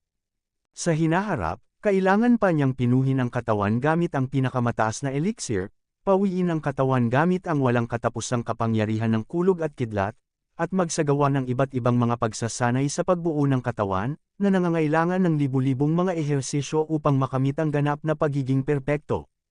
Ito ang landas na tatahakin mismo ni Chen Lei sa hinaharap. Ngayon, ang pagpapalakas ng kanyang katawan gamit ang Iron Bone Tempering Pills ay ang unang hakbang pa lamang. Sapat na ito, kahit papaano para sa labanan para sa punong disipulo ng Shen Tianzong, walang problema. Naramdaman ni Chen Lei ang isang malakas na puwersa sa kanyang katawan. Sa kanyang baluktot at malupit na lakas, tiyak na mapapawi niya ang lahat ng mga henyo at mapapanalo ang 10 disipulo ni Zuan Tianzang. Kinabukasan, kumpiyansa na lumabas si Chen Lei sa entablado ng dulang, at sa oras na ito, marami ng tao sa paligid ng yugto ng dulang. Sumunod, ang sect master na si Xuantian at ang iba pang matataas na opisyal ng Xuantian sect sa viewing platform ay sunod-sunod ding nagtipon. Sa pagkakataong ito, ang nangungunang 10 disipulo na pinili ni Zuan Tianzang ay sina Fang Kangyu, Huang Kunshan, Luo Yong, Ye Chuchu, Li Jiuyang, Feng Xiaotian, Little Wolf King, Li Qingyi, Chen Lei, at Lu Chenghong. Dumating na ang 10, naghihintay sa hari na ipahayag ang tunggalian. Sa oras na ito, ang sect master ng Xuantian sect ay tumayo at nagsabi, sa pagkakataong ito, ang ilan sa inyo ay napakahusay na gumanap. Gayunpaman, kung sino man sa inyo ang magiging punong disipulo ng Xuantian sect ay nakasalalay sa inyong tunay na lakas, sa pagkakataong ito, hindi magkakaroon ng mapagpasyang labanan sa arena, ngunit ang aking Zuan Tianzang promotion trial ay gagamitin para suriin kayo. Panipik. Si Zuan Tianzang ay may hindi mabilang na mga panlabas na disipulo, formal na mga disipulo, panloob na mga disipulo, at iba pa, at ang mga panlabas na disipulong ito ay nais na maging formal na mga disipulo, ang mga formal na disipulo ay nais na maging panloob na mga disipulo, bilang karagdagan sa pag-iipon ng sapat na mga kontribusyon sa mga karaniwang araw, ngunit din upang makapasa sa korte na napakalupit at madugong tinatawag na promotional trials. Pagkatapos mong makapasa sa pagsubok sa pag-promote, ikaw ay makikilala at matagumpay na mapopromote sa isang formal o panloob na alagad. Fang Kangyu, Huang Kunshan, Luo Yong at iba pang nangungunang 10 disipulo, bagaman sila ay naging mga disipulo ng inner sect dahil sa kanilang natatanging pagganap sa pagkakataong ito, malinaw na hindi sila nailigtas ng sect master at ilang elder ng Xuantian sect. Ang plano ng link ng pagsubok sa promosyon na ito ay pagsamasamahin ang pagsubok sa promosyon at ang nangungunang 10 disipulo, na maaaring ituring na isa pang paraan ng pagtatasa. Hindi nagtagal, lumabas ang isang elder deacon at nagsimulang ipahayag ang mga tuntunin para sa paglilitis na ito. Sa likod ng bundok ng Shen Tianzong, mayroong pagsubok na kailaliman na libu-libong milya ang haba. Ang pagsubok na kanyan na ito ay nilagyan ng mga paghihigpit sa pagbuo ng Shen Tianzong. Mayroong hindi mabilang na mga halimaw sa hangganan ng pagbuo, at ang antas ng mga halimaw na ito ay hindi lalampas sa ikalimang antas ng Ningyuan Realm. Ang layunin ng pagsubok na ito ay payagan ang nangungunang 10 disipulo na tumawid sa trial canyon at maabot ang dulo sa loob ng 2 araw. Ang mag-aaral na unang nakarating sa dulo ay gagantimpalaan ng isang kayamanan. Ang kayamanan na ito ay isang potion na tinatawag na Xuantian Soul Nourishing Pill, na pinumula sa higit sa 100 bihirang mga gamot at maaaring mapabuti ang martial artist. Ang Xuantian Soul, ang tanging nakakuha ng Xuantian Soul Racing Pill na ito, ay ang malaking senior brother ni Shen Tianzong. Ito ang panghuling paraan at gantimpala ng pagsubok na pangpromosyon na ito. Xuantian Pampalusog na Soul Pill. Nang marinig ang pangalan ng tabletang ito, ang mga mata ng nangungunang 10 disipulo ay sumambulat ng walang hanggan na espiritu ng pakikipaglaban. Alam ng lahat na ang katawan ng martial artist ay madaling linangin, at ang kaluluwa ay mahirap linangin. Anumang uri ng tabletang pampalakas ng kaluluwa, kahit na ito ay kaunting dagdag, ay tiyak na hindi mabibili ng salapi. Xuantian Nourishing Soul Pill, ito ang kakaibang pill ng Shen Tianzong, sikat sa buong mundo. Bagamat isa lamang itong second order na pill, ang halaga nito ay maihahambing sa isang fifth order na pill. Maaaring gawing doble ang divine soul ng isang martial artist. Siyempre, ang epektong ito ay epektibo lamang para sa mga martial artists sa totoong Chi realm. Pagkatapos makapasok sa Ning Yuan realm, pagkatapos inumin itong Xuantian Soul Nourishing Pill, wala itong epekto. Ang Xuantian Nourishing Soul Pill ay napakabihirang. Maging si Shen Tianzong ay maaari lamang mangolekta ng mga materyales sa pagdadalisay sa loob ng 10 taon at gawin ito. Ang lawak ng kanyang maharlika ay maliwanag. Sa pagtatasa na ito, kinuha talaga ng sekta ang Xuantian Soul Nurturing Pill bilang reward, na masasabing unang pagkakataon sa mga dekada. Kaya, ang nangungunang 10 disipulo, para sa Xuantian Soul Cultivation Pill na ito, ay masasabing determinadong manalo, kahit si Chen Lei ay walang exception. Maaari na niyang pinuhin ang mga table tasks upang palakasin ang kaluluwa, ngunit kulang siya ng angkop na damong espiritu. Alamin na, hanggat ang damo ng espiritu ay maaaring pinuhin upang palakasin ang tableta ng kaluluwa, ito ay hindi mabibili at bihira. Mayroong hindi mabilang na mga kayamanan sa storage ring ni Miss Jingjing, ngunit walang espiritual na damo na maaaring pinuhin at palakasin ang mga soul pill. Sa makatuwid, ang Xuantian Soul Nourishing Pill na ito ay napakahalaga din sa kanya. Higit pa rito, alam din niya na sa tunay na yugto ng Qi, wala talagang tableta na nakakapagpalaki ng kaluluwa na may kukumpara sa tableta sa pagbuo ng kaluluwa ng Xuantian. Sa makatuwid, ang Xuantian Soul Cultivating Pill na ito ay naging dahilan upang siya ang maging una. Ang Deacon sa viewing platform ay patuloy na nagbasa ng mga patakaran ng pagsubok na ito. Sa pagkakataong ito, bilang karagdagan sa iyong 10 bagong disipulo, magkakaroon din ng 70 tunay na Chi disciples na sasali sa pagsubok na ito ng sama-sama, at ang Xuantian Soul Cultivation Pill ang magiging panghuling premyo, na sa huli ay mananalo, gagantimpalaan kung sino ang, at bawat isa sa inyo ay magkakaroon ng scoring jade medal sa inyong mga kamay. Dapat mong agawin ang mga medalyang jade ng pagtatasa ng isa't isa. Kung mas maraming puntos ang iyong natamo, mas magiging maganda ang iyong mga resulta. Panipi. Kabanata 66. Ang Dawang Fulong Fist ay isang invincible fist na pinagsasama ang bodybuilding at pagpatay. Nakita ko ang mga kamao ni Chen Lei na kumukulog at umaagos ang dugo. Sa kanyang boxing practice, nagkaroon ng dragon wave sa kanyang katawan, naghuhugas ng dugo, nagpapahinga sa mga kalamnan at buto, nagpapalakas ng 5 internal organs, at nagpapalakas ng balat. Ang nakapagpapagaling na kapangyarihan ng Iron Bone Tempering Pill sa kanyang katawan ay higit na pinasigla ng Great Desolate Fulong Fist. Ang kanyang pisikal na lakas ng katawan ay mabilis at patuloy na tumaas, 50,000, 100,000, at 150,000 jin, hanggang sa umabot ito sa quadre pagkatapos ng 150,000 jin. Linangin ng Great Desert Fulong Fist, higit pang tunawin ang nakapagpapagaling na kapangyarihan, at dagdagan ang lakas ng 150,000 jin. Bilang karagdagan sa 450,000 jin ng lakas na idinagdag ng unang 15 Iron Bone Tempering Pill, pinataas ni Chen Lei ang kabuoang lakas ng 600,000 jin. Mula Hulyo. Higit pa rito, ang kanyang pisikal na lakas ay sabay-sabay na pinahusay sa isang antas na may kakayahang humawak ng 600,000 katais ng napakalawak na lakas. Masasabing ang tunay na katawan ay parang itim na bakal at ang mga buto ay parang stainless steel. Kapag na-hollow out, ang hangin ay sesabog. Sa sandaling ito, naramdaman ni Chen Lei na mayroon siyang walang katapusang kapangyarihan sa kanyang katawan. Ang malalaking bato na tumitimbang ng 10,000 katais na nakatayo sa desyerto na dalampasigan ay kasing babasagin ng tofu sa ilalim ng kanyang kamay na bakal, at sinuntok niya ang mga ito, gaano man kalaki at katigas ang mga ito, lahat ay naging Jifen. Ang pisikal na lakas na ito ay halos hindi makatwiran ngayon. Pagkatapos magsanay ni Chen Lei ng isang set ng Dawang Fulong Fist, tumingin siya sa magulong batong kagubatan sa paligid niya at tumango bilang kasiyahan. Sa kasalukuyan, sa pamamagitan lamang ng pisikal na lakas, hindi siya mas mababa sa lakas ng isang kapangyarihan ng Ning Yuan realm. Sa isang suntok, nagkaroon siya ng 600,000 katais ng mahusay na kapangyarihan, na tiyak na hindi magagawa ng ordinaryong Ning Yuan realm powerhouse. Dumating. Gayunpaman, sa kasalukuyan, ang pisikal na katawan ay malayo pa rin sa matinding yugto, at maaaring patuloy na pasiglahin at pagbutihin. Gayunpaman, ito ay isang bagay para sa hinaharap. Nangangailangan ng oras at pagsisikap upang pakinisin ang pisikal na katawan sa matinding katayuan.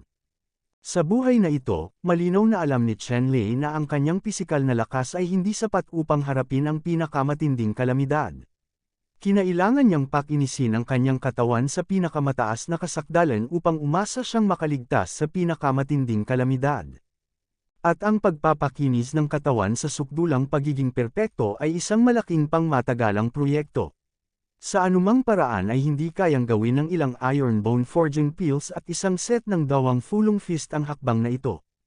Sa hinaharap, kailangan pa niyang pinuhin ang katawan gamit ang pinakamataas na elixir, pawiin ang katawan gamit ang walang katapusang kapangyarihan ng kulog at kidlat, at magsagawa ng iba't ibang mga pagsasanay sa pagbuo ng katawan, na nangangailangan ng libu-libong mga ehersisyo upang makamit ang ganap na pagiging perpekto.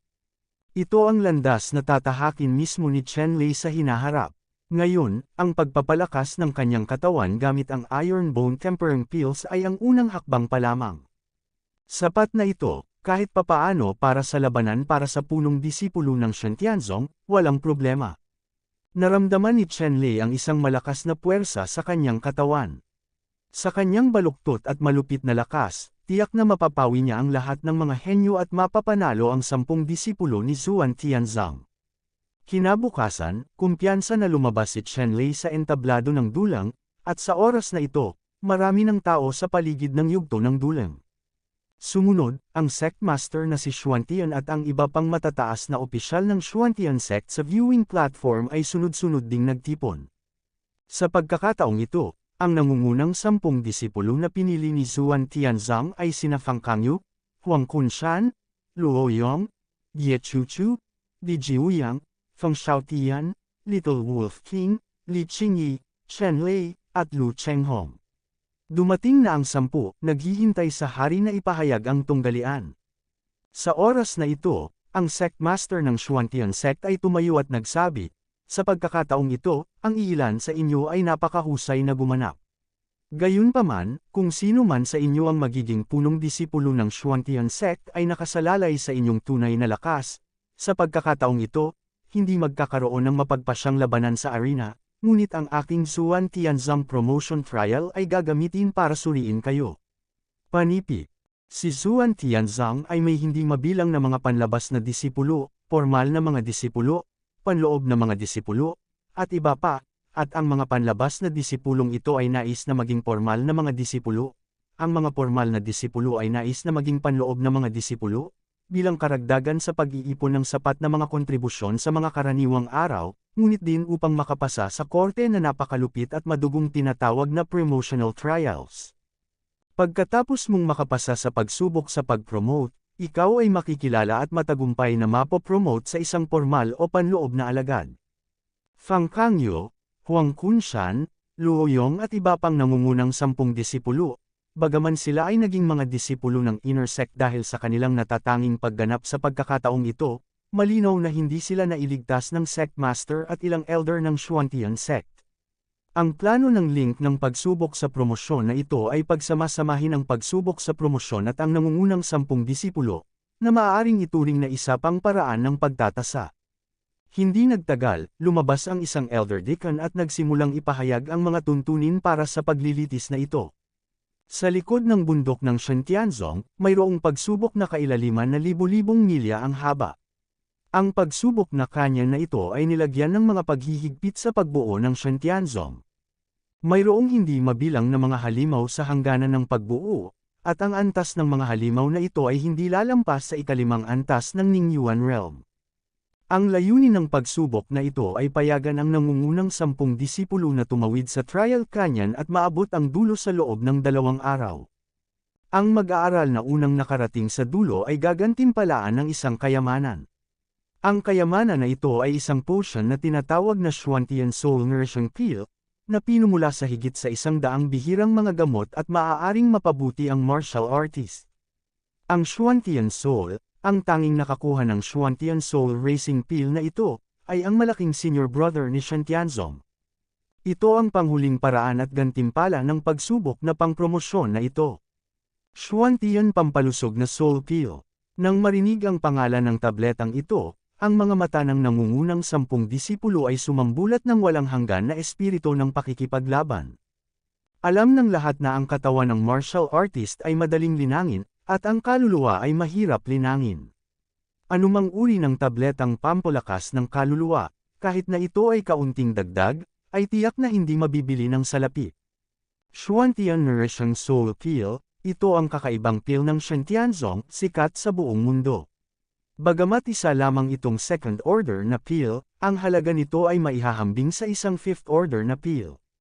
Maaaring gawing doble ang divine soul ng isang martial artist. Siyempre, ang epektong ito ay epektibo lamang para sa mga martial artist sa totoong Qi realm. Pagkatapos makapasok sa Ning Yuan realm, pagkatapos inumin itong Xuantian Soul Nourishing Pill, wala itong epekto. Ang Xuantian Nourishing Soul Pill ay napakabihirang.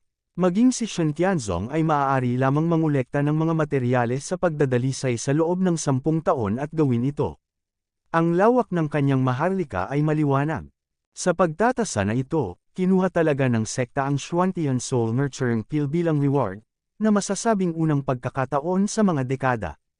Kaya, ang nangungunang 10 disipulo, para sa Xuantian Soul Cultivation Pill na ito, ay masasabing determinadong manalo, kahit si Chen Lei ay walang exception. Maaari na niyang pinuhin ang mga table tasks upang palakasin ang kaluluwa, ngunit kulang siya ng angkop na damong espiritu. Alamin na, hanggat ang damo ng espiritu ay maaaring pinuhin upang palakasin ang tableta ng kaluluwa, ito ay hindi mabibili at bihira. Mayroong hindi mabilang na mga kayamanan sa storage ring ni Miss Jingjing, ngunit walang espiritual na damo na maaaring pinuhin at palakasin ang mga soul pill. Sa makatuwid, ang Xuantian Soul Nourishing Pill na ito ay napakahalaga din sa kanya. Higit pa rito, alam din niya na sa tunay na yugto ng Qi, wala talagang tableta na nakakapagpalaki ng kaluluwa na may kukumpara sa tableta sa pagbuo ng kaluluwa ng Xuantian. Sa makatuwid, ang Xuantian Soul Cultivating Pill na ito ay naging dahilan upang siya ang maging una. Ang Deacon sa viewing platform ay patuloy na nagbasa ng mga patakaran ng pagsubok na ito.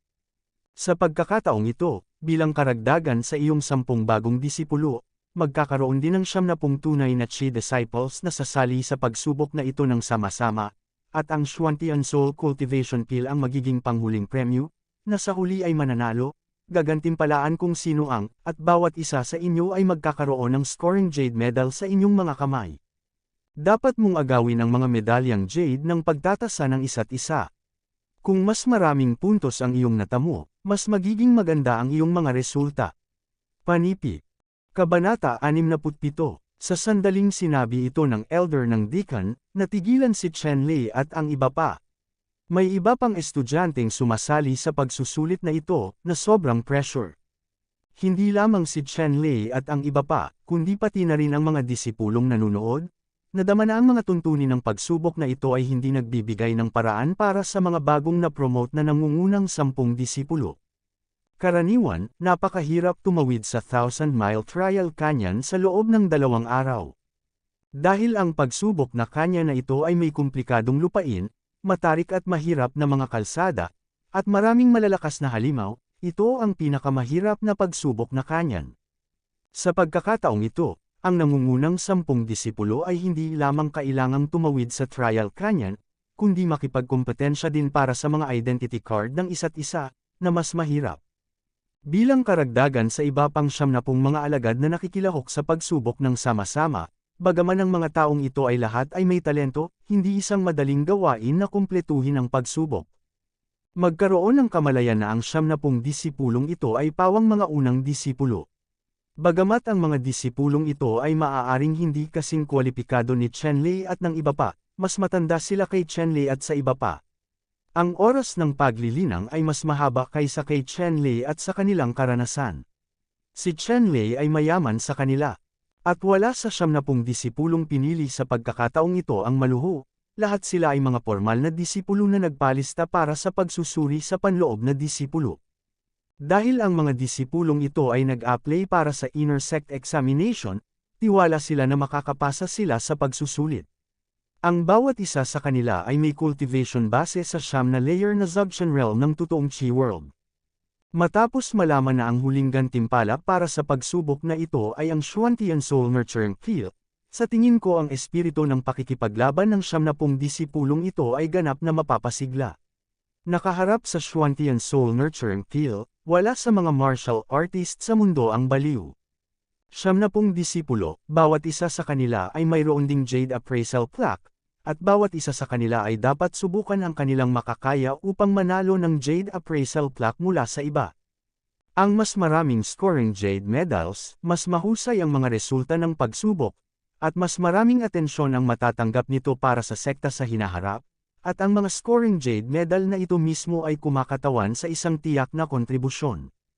Identity Jade Card na kumakatawan sa 1,000 puntos ng halaga ng kontribusyon ng sekta. Ang halaga ng kontribusyon na ito ay nasa Xuantian School, ngunit mas sikat ito kaysa sa ginto at pilak. Maaaring ipagpalit para sa iba't ibang mga kayamanan, mga mapagkukunan ng paglilinang, mga lihim ng pagsasanay at iba pa.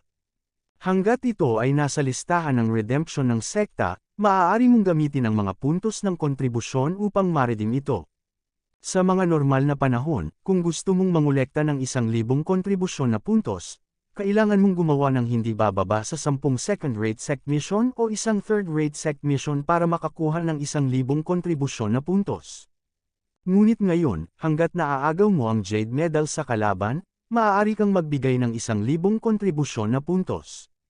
Ang mga puntos ng kontribusyon lamang ay sapat na upang pukawin ang kasakiman ng lahat. Bukod sa pakikipaglaban sa score ng Jade Card sa katawan ng kalaban, may mapa rin dito. May 5 lugar na minarkahan sa mapa. Sa 5 lugar na ito, ang bawat lugar ay may parehong token. Kailangang nasa 5 lugar ka. Kumpleto na ang pangungulekta ng token, at ituturing na pumasa sa pagsusulit, kung hindi, ituturing na nabigo ang pagsusulit. Panipi. Inihayag ng elder ng deacon ang mga huling tuntunin. Sa pagkakataong ito ang pagsubok sa kanyan ay hindi lamang para kay Chen Lei at iba pang 10 na promote na disipulo, kundi para din sa 70 disipulo. Kung gusto nilang makumplito ang pagsubok, kailangan din nilang mangolekta ng mga token mula sa bawat lugar habang hinahabol ang mga Jade Medal ng kanilang kalaban. Siyempre, kailangan ding mangolekta ng mga token ang 10 punong disipulo tulad ni Chen Lei. Kung mab-aigo silang mangolekta ng lahat ng mga token, sila ay parurusahan din upang subukan ang teorya ng kabiguan. Bagamat ang kabiguan ng paglilitis ay hindi makakaapekto sa pagkakakilanlan ni Chen Lei at ng iba pang panloob na mga disipulo, tiyak na makakaapekto ito sa kanilang kinabukasan sa sekta. Ito ay isang bagay na walang gustong makita. Ngayon, mayroon bang anumang mga tanong na nakabinbin? Matapos ipakilala ang lahat ng mga tuntunin ng detalyado, tinanong ng Deacon Elder si Chen Lei at ang iba pa. Wala na. Malinaw na ipinaliwanag ng Deacon Elder, at lahat ay walang pag-aalinlangan. Ang pagsubok na ito ay ang pinakamahirap na pagsubok para sa lahat. Kung si Chen Lei man at ang iba pang nangungunang 10 bagong disipulo, o ang mga formal na disipulo na nag-a-apply para sa pagsubok sa panloob na pintuan, hindi madali para sa lahat na tumawid sa libu-libong milya ng Trial Canyon at maabot ang dulo sa loob ng 2 araw. Kumpletuhin ang takdang aralin. Gayunpaman, sa pagkakataong ito ay mayroon ding mas makataong mga tuntunin, iyon ay, lahat ay maaaring gumamit ng anumang paraan, maaaring uminom ng mga table tas, gumamit ng mga kayamanan, hindi ito limitado, ngunit sa ganitong paraan ang kompetisyon ay magiging mas matindi. Pagkatapos maghanda, inorganisa ng Deacon Elder ang paggawa at ipinamahagi ang Assessment Jade Card at Trial Canyon na mga mapa sa lahat ng mga disipulong kalahok sa paglilitis. May 5 lugar na minarkahan sa mapa.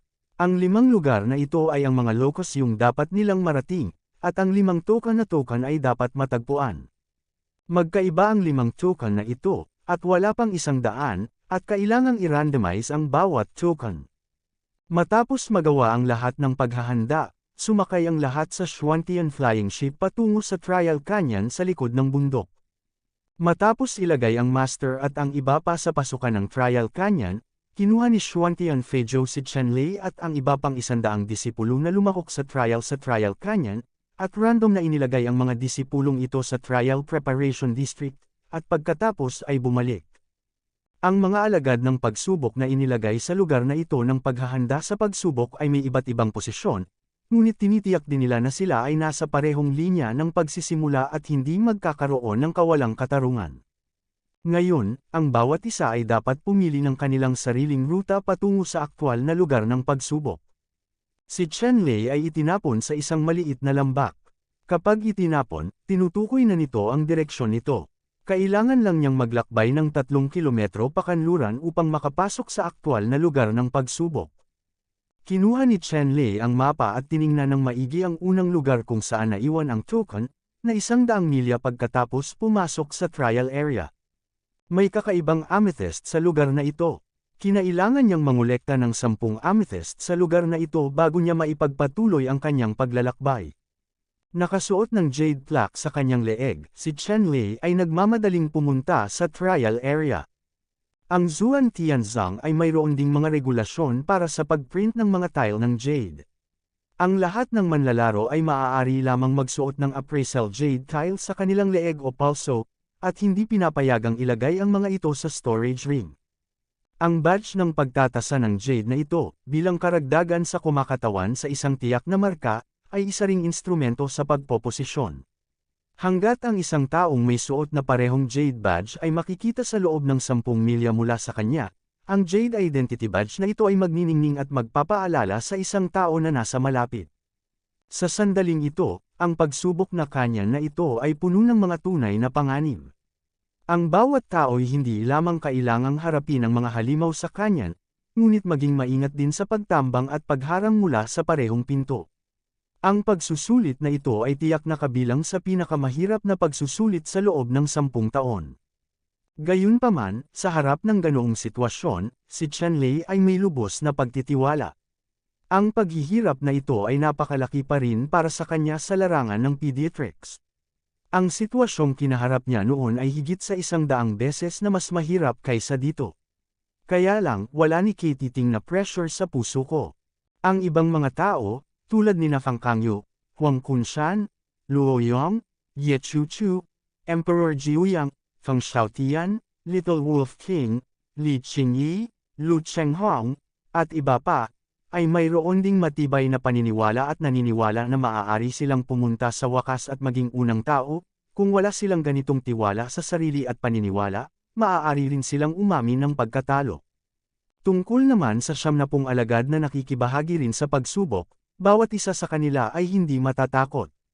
Pagkatapos ng lahat, kailangan nilang magsimula ng maaga, at hindi sila naging walang kabuluhan sa Zuan Tianzang sa loob ng maraming taon. Kung matalo sila sa bagong dating na disipulong iyon, sobrang nakakahiya ang mukha na iyon. 10 henyo, sa paningin ko, hindi sila umutot. Agad silang naging mga panloob na disipulo. Kailangan kong magtrabaho ng husto upang lumahok sa mga pagsubok sa pag-promote, upang sila ay maging mga panloob na disipulo. Sa pagkakataong ito, dapat kong hayaan ang mga taong ito na matikman, ipaalam sa mga matatanda ng Zangmen at iba pa na tayo ang tunay na piling tao ng Shantianzong. Panipi. Ang mga formal na disipulo na lumahok sa paglilitis ay nag-alab sa kanilang mga puso, at nais nilang tingnan ng mabuti ang mga bagong disipulong ito. Kabanata 68. Sa sandaling ito, sa bakana ng Trial Canyon, isang grupo ng mga tao ang nakatayo sa isang patag at makinis na bundok. Si Sect Master Xuantian, mga Peak Masters at Peak Elders ay nasa gitna, at iba pang mga disipulo na dumating upang panuurin ang labanan sa paligid. Ang pagsubok na kanyan ay libu-libong milya ang haba at ang mga halaman sa loob ay malago. Kahit na ang paningin at paglilinang ay ang pinakamalakas sa Xuantian Sect Master, gayon din ang mga Peak Masters at Peak Elders, imposibleng makita ang mga galaw ng mga tao sa Trial Canyon.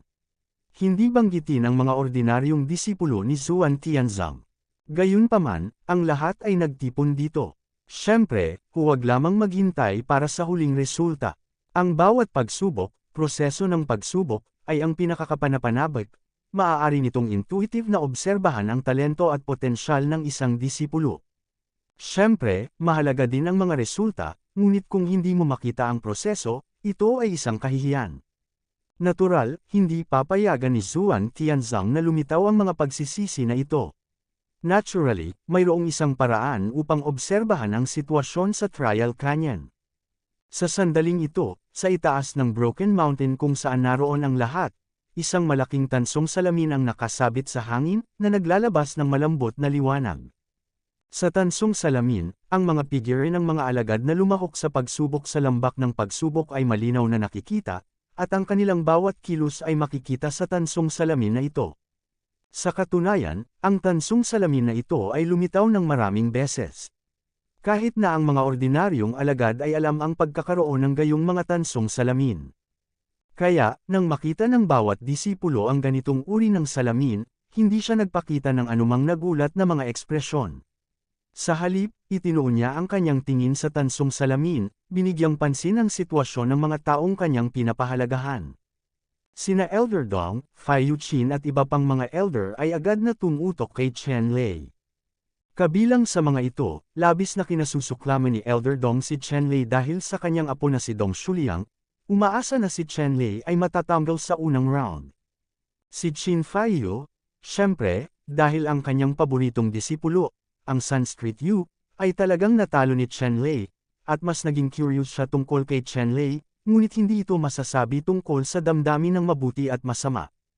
Ang isa pang elder, binigyan niya ng pansin si Chen Lei dahil nagawang talunin ni Chen Lei si Fan Xiu, at ang isa sa kanyang mga disipulo, si Xiang Huayon, ay natalo ni Fan Xiu. Natural, gusto niyang malaman itong si Chen Lei, ano ang ibig sabihin ng maging iba sa huli. Tungkol naman sa ibang tao, tulad ni na Dong Shuliang, Bai Xing, Yi Zan, Ma Teng, Liu Feishu at iba pa, syempre, nakatutok din sila kay Chen Lei, na gustong makita kung saan nabigo si Chen Lei. Ang mga taong ito ay may higit o mas kaunting sama ng loob kay Chen Lei, at natural na gustong masaksihan ang sandali ng nabigo si Chen Lei. Syempre, maraming tao ang nagmamalasakit kay Chen Lei, tulad ni Ye Chenran, Chen Ming, Chen Haotian, Nie Shuai, Nie Feng at iba pang mga disipulo ng Qingyang City, sa daan at manalo sa panghuling tagumpay. Tulad ng para sa iba pang mga sect masters, pit masters, at iba pa, sa kanilang lakas, natural nilang mapagmamasdan ang mga galaw ng bawat isa at makuha ang kabuoang sitwasyon. Hanggat gusto mong makita kung sino ang gusto mo, natural mong makikita ang lahat ng kilos ng taong iyon. Ito ay malinaw. Siyempre, ang higit na binibigyang pansin ng mga taong ito ay sina Fang Kangyu, Huang Kunshan, Luo Yong, Ye Chuchu, Emperor Jiuyang, Feng Xiaotian, Little Wolf King, Li Qingyi, Lu Chenghong at iba pang mga punong disipulo. Alagad, ito ang bida ng pagsubok sa promosyon na ito. Kabilang sa kanila, sina Fang Kangyu, Di Jiuyang, at Lu Chenghong ang tatlong pangunahing disipulo, na lubhang kawili-wili. Ang tatlong punong disipulong ito, sa mapagpasyang labanan sa harapang arena, ay nagpakita ng labis na pagiging dominante at may titulong hari. Maraming elder at peak master ang matatag na naniniwala na ang nangungunang 10 disipulo sa pagkakataong ito ay dapat magmula sa tatlong pangunahing disciples na ito, kahit na si Sect Master Xuantian ay may ganoong pananaw. Sa oras na ito, lumitaw na si Fang Kangyu sa opisyal na lugar ng pagsubok. Si Fang Kangyu ay nangingibabaw sa aura ni Wu Suang, binabagtas ang kalangitan na parang asul na dragon, mabilis na sumugod, hindi man lang naisip na itago ang kanyang hugis ng katawan, ang kanyang aura ay may kahangahangang apoy. Ang tahasang pagkilos ni Fang Kangyu ay walang alinlangan na parang isang beacon sa madilim na gabi, at agad na nakakuha ng atensyon ng ilang halimaw, at mabilis na sumugod kay Fang Kangyu. Matapang na hayop, maglakas loob na hadlangan ang landas ng binata. Sigaw ni Fang Kangyu, biglang may lumitaw na matulis na sibat sa kanyang kamay. Kumaway ang sibat, pinaliwanagan ng maliwanag na liwanag ang buong lambak, ilang mga palaso ng dugo ang lumipad, at ilang halimaw na halimaw ang sumugod dito ng baliw. Ang katawan ay nahati sa dalawang half sa hangin, nakakalat sa isang malaking lugar. Isang malaking ulan ng dugo. Si Fang Kangyu ay hugis dragon, at dumiretso sa ulan na ito ng dugo. Ngunit ang kanyang damit ay hindi nabahiran ng dugo, at sumugod siya. Sa daan, maraming halimaw ang tumalon upang harangan, ngunit ang sibat ni Fang Kangyu ay napakalakas. Kahit anong antas ng halimaw na hayop, hindi sila makagalaw sa ilalim ng kanyang mga kamay, kaya nahati sila sa ilang mga bangkay. Si Fang Kangyo ay parang isang team. Normal ang kidlat na nagmamadali patungo sa unang lugar. Fang Kangyo, napakayabang, iwanan mo ang iyong marka at lumabas ka. Biglang lumitaw ang isang disipulo ni Zuan Tianzang sa harap ni Fang Kangyo, at isang paalang na espada ang hamarang sa daanan ni Fang Kangyo. Fang Kangyo, tandaan mo ang pangalan ko. Ang disipulong nagpahinto kay Fang Kangyo ay nakita si Fang Kangyo na lumipad at sumigaw. Gayunpaman, hindi man lang nilingon ni Fang Kangyo ang disipulong ito na humaharang sa daan. Iwinasiwas niya ang sibat sa kanyang kamay 100 metro ang layo. Pagkatapos nito, ang figure ni Fang Kangyo ay naputol sa kalangitan, tumagos ng 100 metro sa isang kisap mata, at binasag ng sibat ang disipulo. Ang mga salita sa bibig ng alagad na ito ay direktang pinilit pabalik ng malakas na hangin na humahampas sa kanya, siya. Hindi makapagsalita ng isa pang salita. Ang parang bundok na pressure ay nagpalihis sa mga mukha ng mga alagad na humaharang sa daanan. Wala siyang pakialam na sabihin ang isang salita mula sa eksena, at ibinaba niya ang kanyang espada upang harangan ito. Ang mahabang espada sa kamay ng alagad na ito sa sandaling ito ay tila nag-aapoy, at mayroong isang layer ng mapusyaw na asol na tunay na apoy ng enerhiya na natitira sa katawan ng espada, na naglalabas ng nagninangas na mataas na temperatura, at ito ay umiikot na napakahirap makita ng hubad, mata. Ito ay isang natatanging paraan upang lansagin ang kanyang landas sa paglilinang. Ang espadang ito ay ang buong kapangyarihan ng hadlang na ito. Sa sandaling ibinayo ang sibat, naunawaan na ng retard na ang lalaking nasa harapan ay matapang at hindi magagapi, kung hindi, sa buong lakas ko, natatakot akong hindi ako makakilos kahit isang galaw. Ang halberd ay nagdala ng walang tigil na momentum, at tinamaan ng totoong Chilong sword na nagninangas na may mapusyaw na asol na apoy. Sa isang galaw lang, nabasag ang espada at naapula ang apoy. Pakiramdam ng alagad ay parang nadurog ang isang bundok. Isang ulap ng dugo ang bumulwak sa kanyang braso, at nanlambot ang kanyang mga binti. Nakaluhod na siya sa harap ni Fang Kangyo. Hindi man lang nilingon ni Fang Kangyo ang alagad na nakaluhod sa kanyang harapan. Binawi niya ang jade card sa kanyang leeg at sumugod ng hindi lumilingon. Ang kanyang mayabang na ugali ay namangha sa maraming nanunood. Estudyante. Sa labas ng kanyan, maraming disipulo ang nakakita sa walang katulad na malupit na suntok ni Fang Kangyo. Lahat sila ay namangha, lalo na ang mga babaeng disipulo. Nang makita nila si Fang Kangyo, lumitaw ang maliliit na bituin sa kanilang mga mata, at sila ay mga hanggal, anyo. Masyadong malakas ang ugali ni Teba, napakagwapo ni Senior Brother Fang Kangyo. Ang di mabilang na mga babaeng disipulo ay tuwang-tuwa, at agad na nabigla sa lakas ni Fang Kangyo at naging pinakamatapat na tagahanga ni Fang Kangyo. Ang sect master na si Xuantian at ilang iba pang pit masters at elders ay sunod-sunod na tumango, nagsasabing, si Fang Kangyo, ang anak na ito, ay talagang may ugali ng isang hari, at ang kanyang lakas ay malakas. Natatakot ako na siya ang una sa mga disipulong ito. Panipi. Oo. Ang Fang Kangyo na ito ay dapat magkaroon ng isang espesyal na pangangatawan, kung hindi, hindi siya ganoon kalakas, ngunit hindi pa rin matukoy kung anong uri ng espesyal na pangangatawan ang mayroon siya, ngunit kung ito ba ay kung anong uri ng pangangatawan ng katumbas ng halaga ng aking Zuan Tianzang, pagsisikap na linangin, at maaari pang ang italaga bilang isa sa mga kandidatong suzerain. Panipi. Kabanata 69. Masyadong maaga pa para gawing kandidato para sa suzerain si Fang Kangyo. Kailangan itong obserbahan para sa isang tiyak na tagal ng panahon. Walang disipulo ang makakalaban kay Fang Kangyo. Sa tingin ko si Emperor Jiuyang ay kapantay ni Fang Kangyo. Panipi. Ibinuko ng isa pang elder ang kanyang bibig at sinabi, kasunod ng boses ng elder, lahat ay tumingin sa kinaroroonan ni Emperor Jiuyang. Nakita ko si Emperor Jiuyang sa oras na ito. Ang kanyang buong katawan ay nababalot ng isang layer ng maliwanag na aura.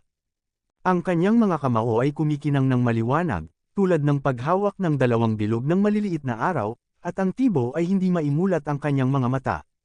Ang mga halimaw na hayop na humaharang sa daan ay susunugan upang lumipad ng abo sa isang suntok.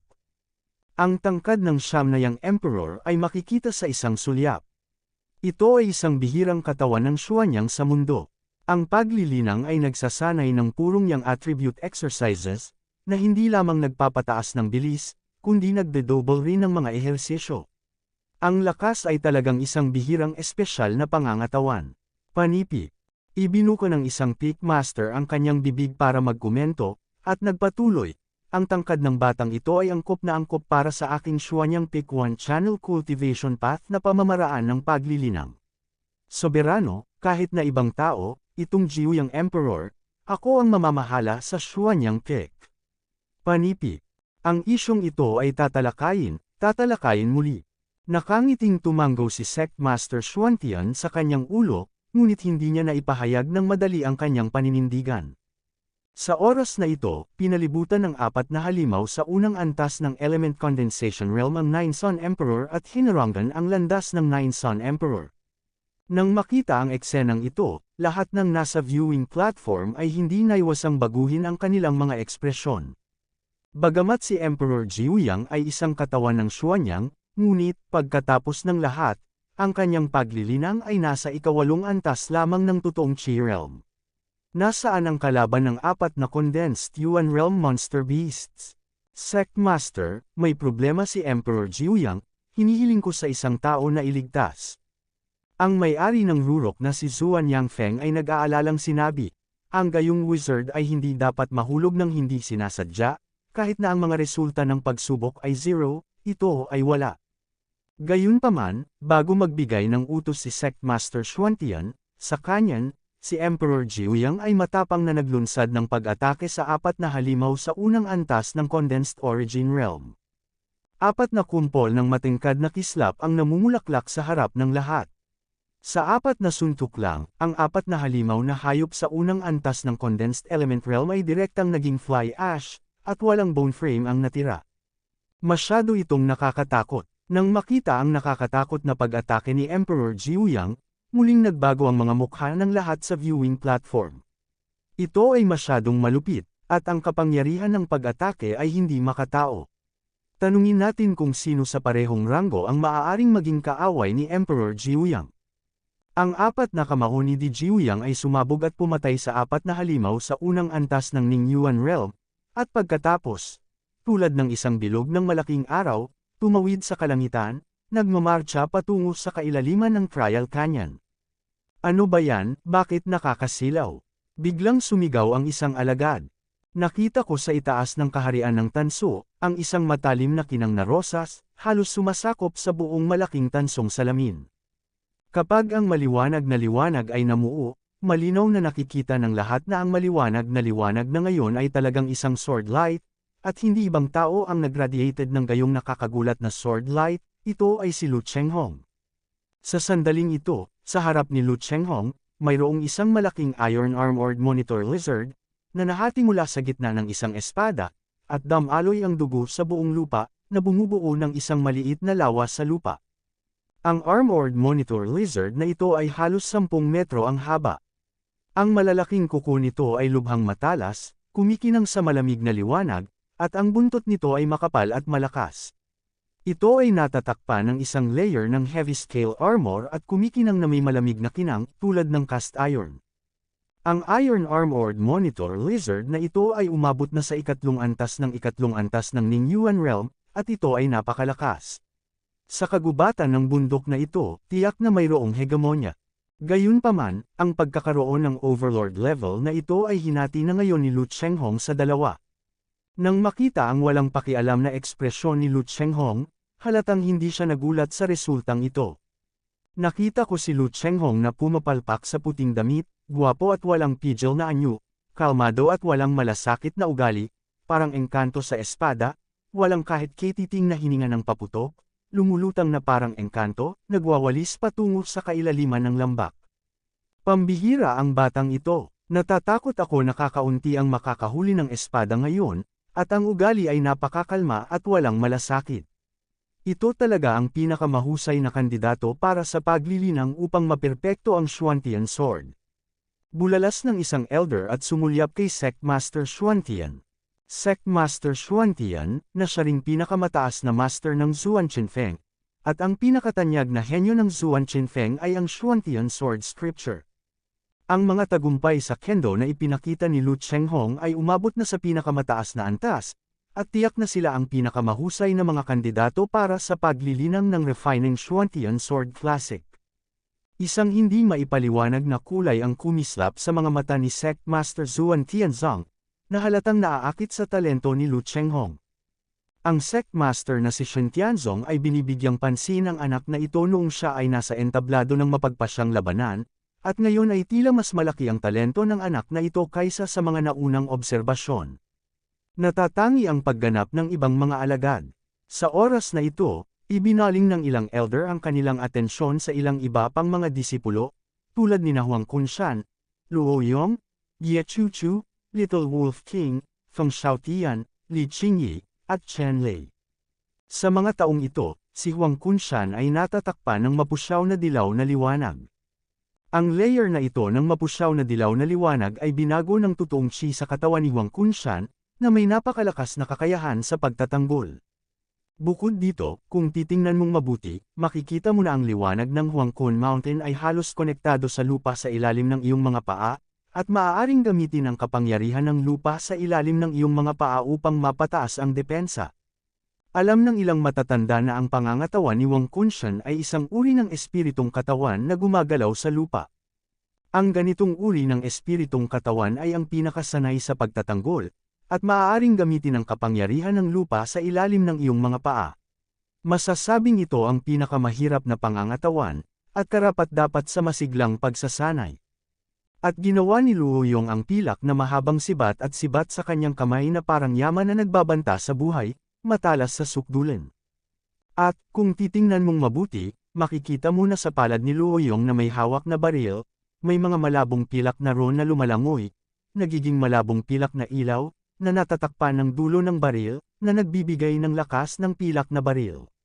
Lubhang nadagdagan. Itong si Luo Yong may matutulis na rune sa kanyang tunay na katawan. Ang matatalim na rune na ito ay maaaring makapagpataas ng lakas ng pag-atake ni Luo Yong, at walang anumang bagay na hindi malulutas. Sa harap ni Luo Yong, walang depensa ang hindi magagapi. Sinabi ng isang elder na ang elder na ito ang nakatuklas sa pambihirang lugar ni Luo Yong at dinala siya pabalik sa gate ng bundok. Ang Little Wolf King, Ye Chuchu, Feng Xiaotian, Li Qingyi at iba pa ay nagpakita rin ng kahangahangang lakas. Ang maliit na hari ng lobo ay may isang pares ng misteryosong bakal na lobo na claw na guwantes, na naglalabas ng malabong dugo, at ang buong tao ay parang isang uhaw sa dugo na demonyong lobo. Ang mga halimaw ay nakatagpo sa daan, nang ang munting lobo na hari ay nakatagpo ang malakas at mamamatay tao, sa totoo lang ay hindi siya ng ahas na gumalaw, at hinayaan ang maliit na hari ng lobo na kunin ang kanilang mga buhay. Si Ye Chuchu ay isang babae na tila may kakayahang kontrolin ang mga halaman. Sa kagubatan sa bundok na ito, hindi mabilang na mga halaman, tulad ng kanyang mga braso at mata, ang palaging naghihintay sa kanyang mga utos. Si Ye Chuchu, tulad ng isang engkanto ng halaman, ay lumakad sa malalalim na kabundukan at mga lambak. Ang mga halimaw na gustong saktan siya ay agad na napunit ng mga halaman at baging na nasa lahat ng dako. Ang babaeng ito ang pinakakahanga-hanga at may likas na puso. Kung ito ay noong sinaunang panahon, sa edad ng paglilinang ng mga engkanto, tiyak na siya ay isang walang katapusang wizard. Ngayon, bagamat ang mga tuntunin ng langit at lupa ay nagbago ng husto, siya ay may likas na puso. Si Zin ay isa pa ring martial arts wizard na hindi pa nakakaharap sa loob ng 1,000 taon. Panipi. Ang elder na nagdala kay Ye Chuchu sa Shen Tianzong ay nagsabi na si Ye Chuchu ay ipinanganak ng maaga. Kung siya nga, tiyak na makakamit niya ang mga tagumpay sa mundo. Ngayon pa lang, mataas na ang talent niya. Matalo sa sinuman mula sa parehong henerasyon. Kabanata 70. Tulad ng para kay Feng Xiaotian, ang kanyang lakas ay hindi rin maarok, at mayroon siyang malalim na pag-unawa sa landas ng hangin. Sa pagtatasa ng registration point kung saan siya naroroon, si Feng Xiaotian din ang unang taong nakaintindi ng Ghost Sword kay Xiao Chen, at sa napakaikling panahon, nalampasan niya ang 10 antas ng wood figure formation. Sa oras na ito, si Feng Xiaotian, ang buong tao ay naging isang **** sa hangin, lumalakad laban sa hangin, at ang bilis ay napakabilis na ang ilang mga halimaw na humaharang sa daan ay hindi man lang gumanti, at sila ay pagod na. Feng Xiaotian gayunpaman, ang halimaw na ito ay hindi makasabay sa bilis ni Feng Xiaotian. At napakaganda rin ni Li Qingyi. Tinahak niya ang landas ng pagpatay. Hindi ko alam kung anong pamamaraan ang ginamit niya upang mabawasan ang kanyang hininga sa sukdulan, kahit na lumakad siya sa ilalim ng talukap ng hayop, hindi mahanap ng sensitibong halimaw ang bakas ni Li Qingyi. Malinaw na nakita ng lahat na kung si Li Qingyi ay hindi masyadong tamad na gawin ito, kung gayon ang ilang halimaw sa daan ay madaling maaga ni Li Qingyi. Sa daan din, hindi sinasadyang kinuha ni Li Qingyi ang assessment jade plaques mula sa leeg ng ilang disipulong lumahok sa paglilitis. Kahit na ang assessment jade card na ito ay may function na markahan ang posisyon ng kalaban, ang mga disipulo na lumahok sa paglilitis at nakilala si Li Qingyi ay nabigo pa ring mahanap ang posisyon ni Li Qingyi, at madaling nagtagumpay si Li Qingyi. Ang paraan na ipinakita ni Li Qingyi ay nagpatalsak sa lahat sa malamig na pawis. Madaling maalis ang assessment jade plaque sa leeg ng disipulong kalahok sa pagsubok, pagkatapos ay madaling maalis ang ulo sa kanilang leeg. Sa pagiging kaaway ni Li Qingyi, natatakot ako na mahirap matulog at kumain, baka gumalaw ang ulo ko. Sa nangungunang 10 disipulo, si Chen Lei ang pinakakasya siyang gumanap. Hindi mahina si Chen Lei, pero, along the way, hindi ko alam kung dahil ba sa swerte o iba pang dahilan. Wala man lang akong nakilalang halimaw na halimaw, kahit na ang ilang mga disipulo ay sinubukan ito kay Chen Lei. Sa pagdaan, nang hindi nakatagpo ng anumang malalakas na kalaban, madali siyang nakarating sa unang lugar. Hindi alam ni Chen Lei kung ano ang swerte niya, ngunit hindi siya nakatagpo ng anumang halimaw na hayop. Sa platform ng panunood, mahinang sabi ng isang elder, na may bahid ng disgusto sa kanyang tono. Dahil lang sa isa sa mga disipulong nakita niya ay natalo ni Chen Lei. Sa makatuwid, ang elder na ito ay walang impresyon kay Chen Lei. Sa katunayan, ang mga tao tulad ni na Fang Kangyu, Di Jiuyang, Lu Chenghong at iba pa ay natalo ng maraming kalaban, ngunit kakaunti ang mga tao na magpapakita ng kanilang puot sa kanila ng ganito. Iyon ay dahil kahit na si Fang Kangyu, Di Jiuyang o Lu Chenghong, lahat sila ay may malakas na suporta. Maaaring hindi kasing lakas ni Shen Tianzong ang mga puwersa sa likod nila, ngunit tiyak na hindi sila bagay na maaaring pukawin ng mga matatanda ng Shen Tianzong. At si Chen Lei, isang dirt bond mula sa isang malayong lugar, ay walang malakas na suporta sa likod niya, ngunit naabot niya ang puntong ito at naging nangungunang 10 disipulo ng inner sect. Masasabing nilusob niya ang interes ng maraming tao, tulad ni na Dong Shuliang at Yi or Xiang Huayon. Kung walang Chen Lei, si Dong Shuliang o Xiang Huayon ay maaaring maging isa sa nangungunang 10 disipulo at lumahok sa labanang ito. Ang pagsilang ni Chen Lei ang nagnakaw sa ibang mga disipulo ng kanilang mga pagkakataon, na natural na magdulot ng kawalang kasiyahan sa ilang mga tao. Kung si Chen Lei ay suportado ng malalakas na puwersa, natural na walang sinumang maglalakas loob na magbunyag ng anuman, ngunit si Chen Lei ay isang maliit na walang kapangyarihang figure, at ilang mga matatanda ay natural na hindi kailangang bigyan ng mukha si Chen Lei. Hindi ko talaga alam kung ano ang inaasahan ng batang ito upang makarating sa puntong ito. Sabi ng isa pang elder na hindi optimistiko kay Chen Lei. Si Chen Lei ay may average na talento, ngunit ang kanyang pag-unawa ay napakahusay. Sa kanyang napakataas na pangunawa, siya ay isang bihirang henyo na kayang talunin ang Sanskrit Yu at Xiang Huayon ng magkasunod. Isang matanda ang nagsabi ng patas. Paano ang mahusay na katalinuhan? Mahinang talento, gaano man kataas ang katalinuhan, walang silbi, walang potensyal na pag-unlad, at hindi kailangan ng masiglang paglilinang. Ito ay isang purong pag-aaksaya na gumamit ng mga mapagkukunan sa ganitong uri ng tao. Sa palagay ko, magiging mas mahalaga na gastusin ang lahat ng mapagkukunan sa Sanskrit Yu, Xiang Huayon, at Lai Kun. Panipi. Nagpatuloy sa pagsasalita ng malamig ang matanda. Si Lai Kun ay isang fire spirit body, ang Sanskrit Yu at Xiang Huayon ay mga espesyal na pangangatawan, pareho silang mga henyo na nag-cultivate. Sa kasamaang palad, kapwa sina Lai Kun at Xiang Huayon ay natalo ni Fan Xiu at nawala ng pagkakataon na harapin si Chen Lei. Kung hindi, magkakaroon ng magandang pagkakataon sina Lai Kun at Xiang Huayon, matalo si Chen Lei. Gayunpaman, nakamit ni Chen Lei ang mga tagumpay ngayon alinsunod sa mga tuntunin ng aking Shen Tianzong. Paano niya mababago ang mga patakaran dahil sa kanya? Magiging hindi patas ang pakiramdam ng maraming estudyante, sabi ng isang matanda. Ang kawalan ng kawalang katarungan, at pag-aaksaya ng mga mapagkukunan sa mga taong walang silbi ay ang pinakamalaking kawalan ng katarungan.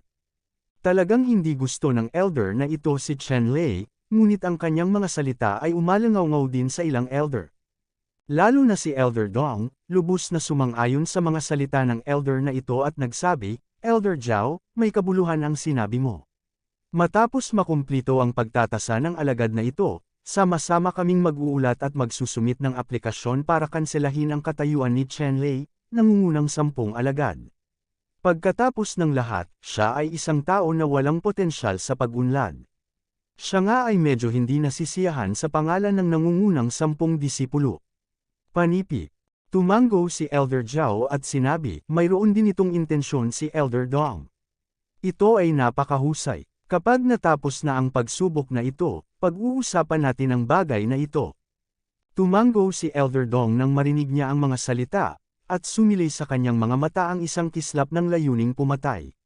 Basta putulin niya ang pangalan ng alagad ni Chen Lei, tiyak na papatayin niya si Chen Lei at ipaghihiganti ang apo niyang si Dong Shuliang. Ang atensyon na napukaw ni Chen Lei ay talagang hindi kasing ganda ng ibang mga talento.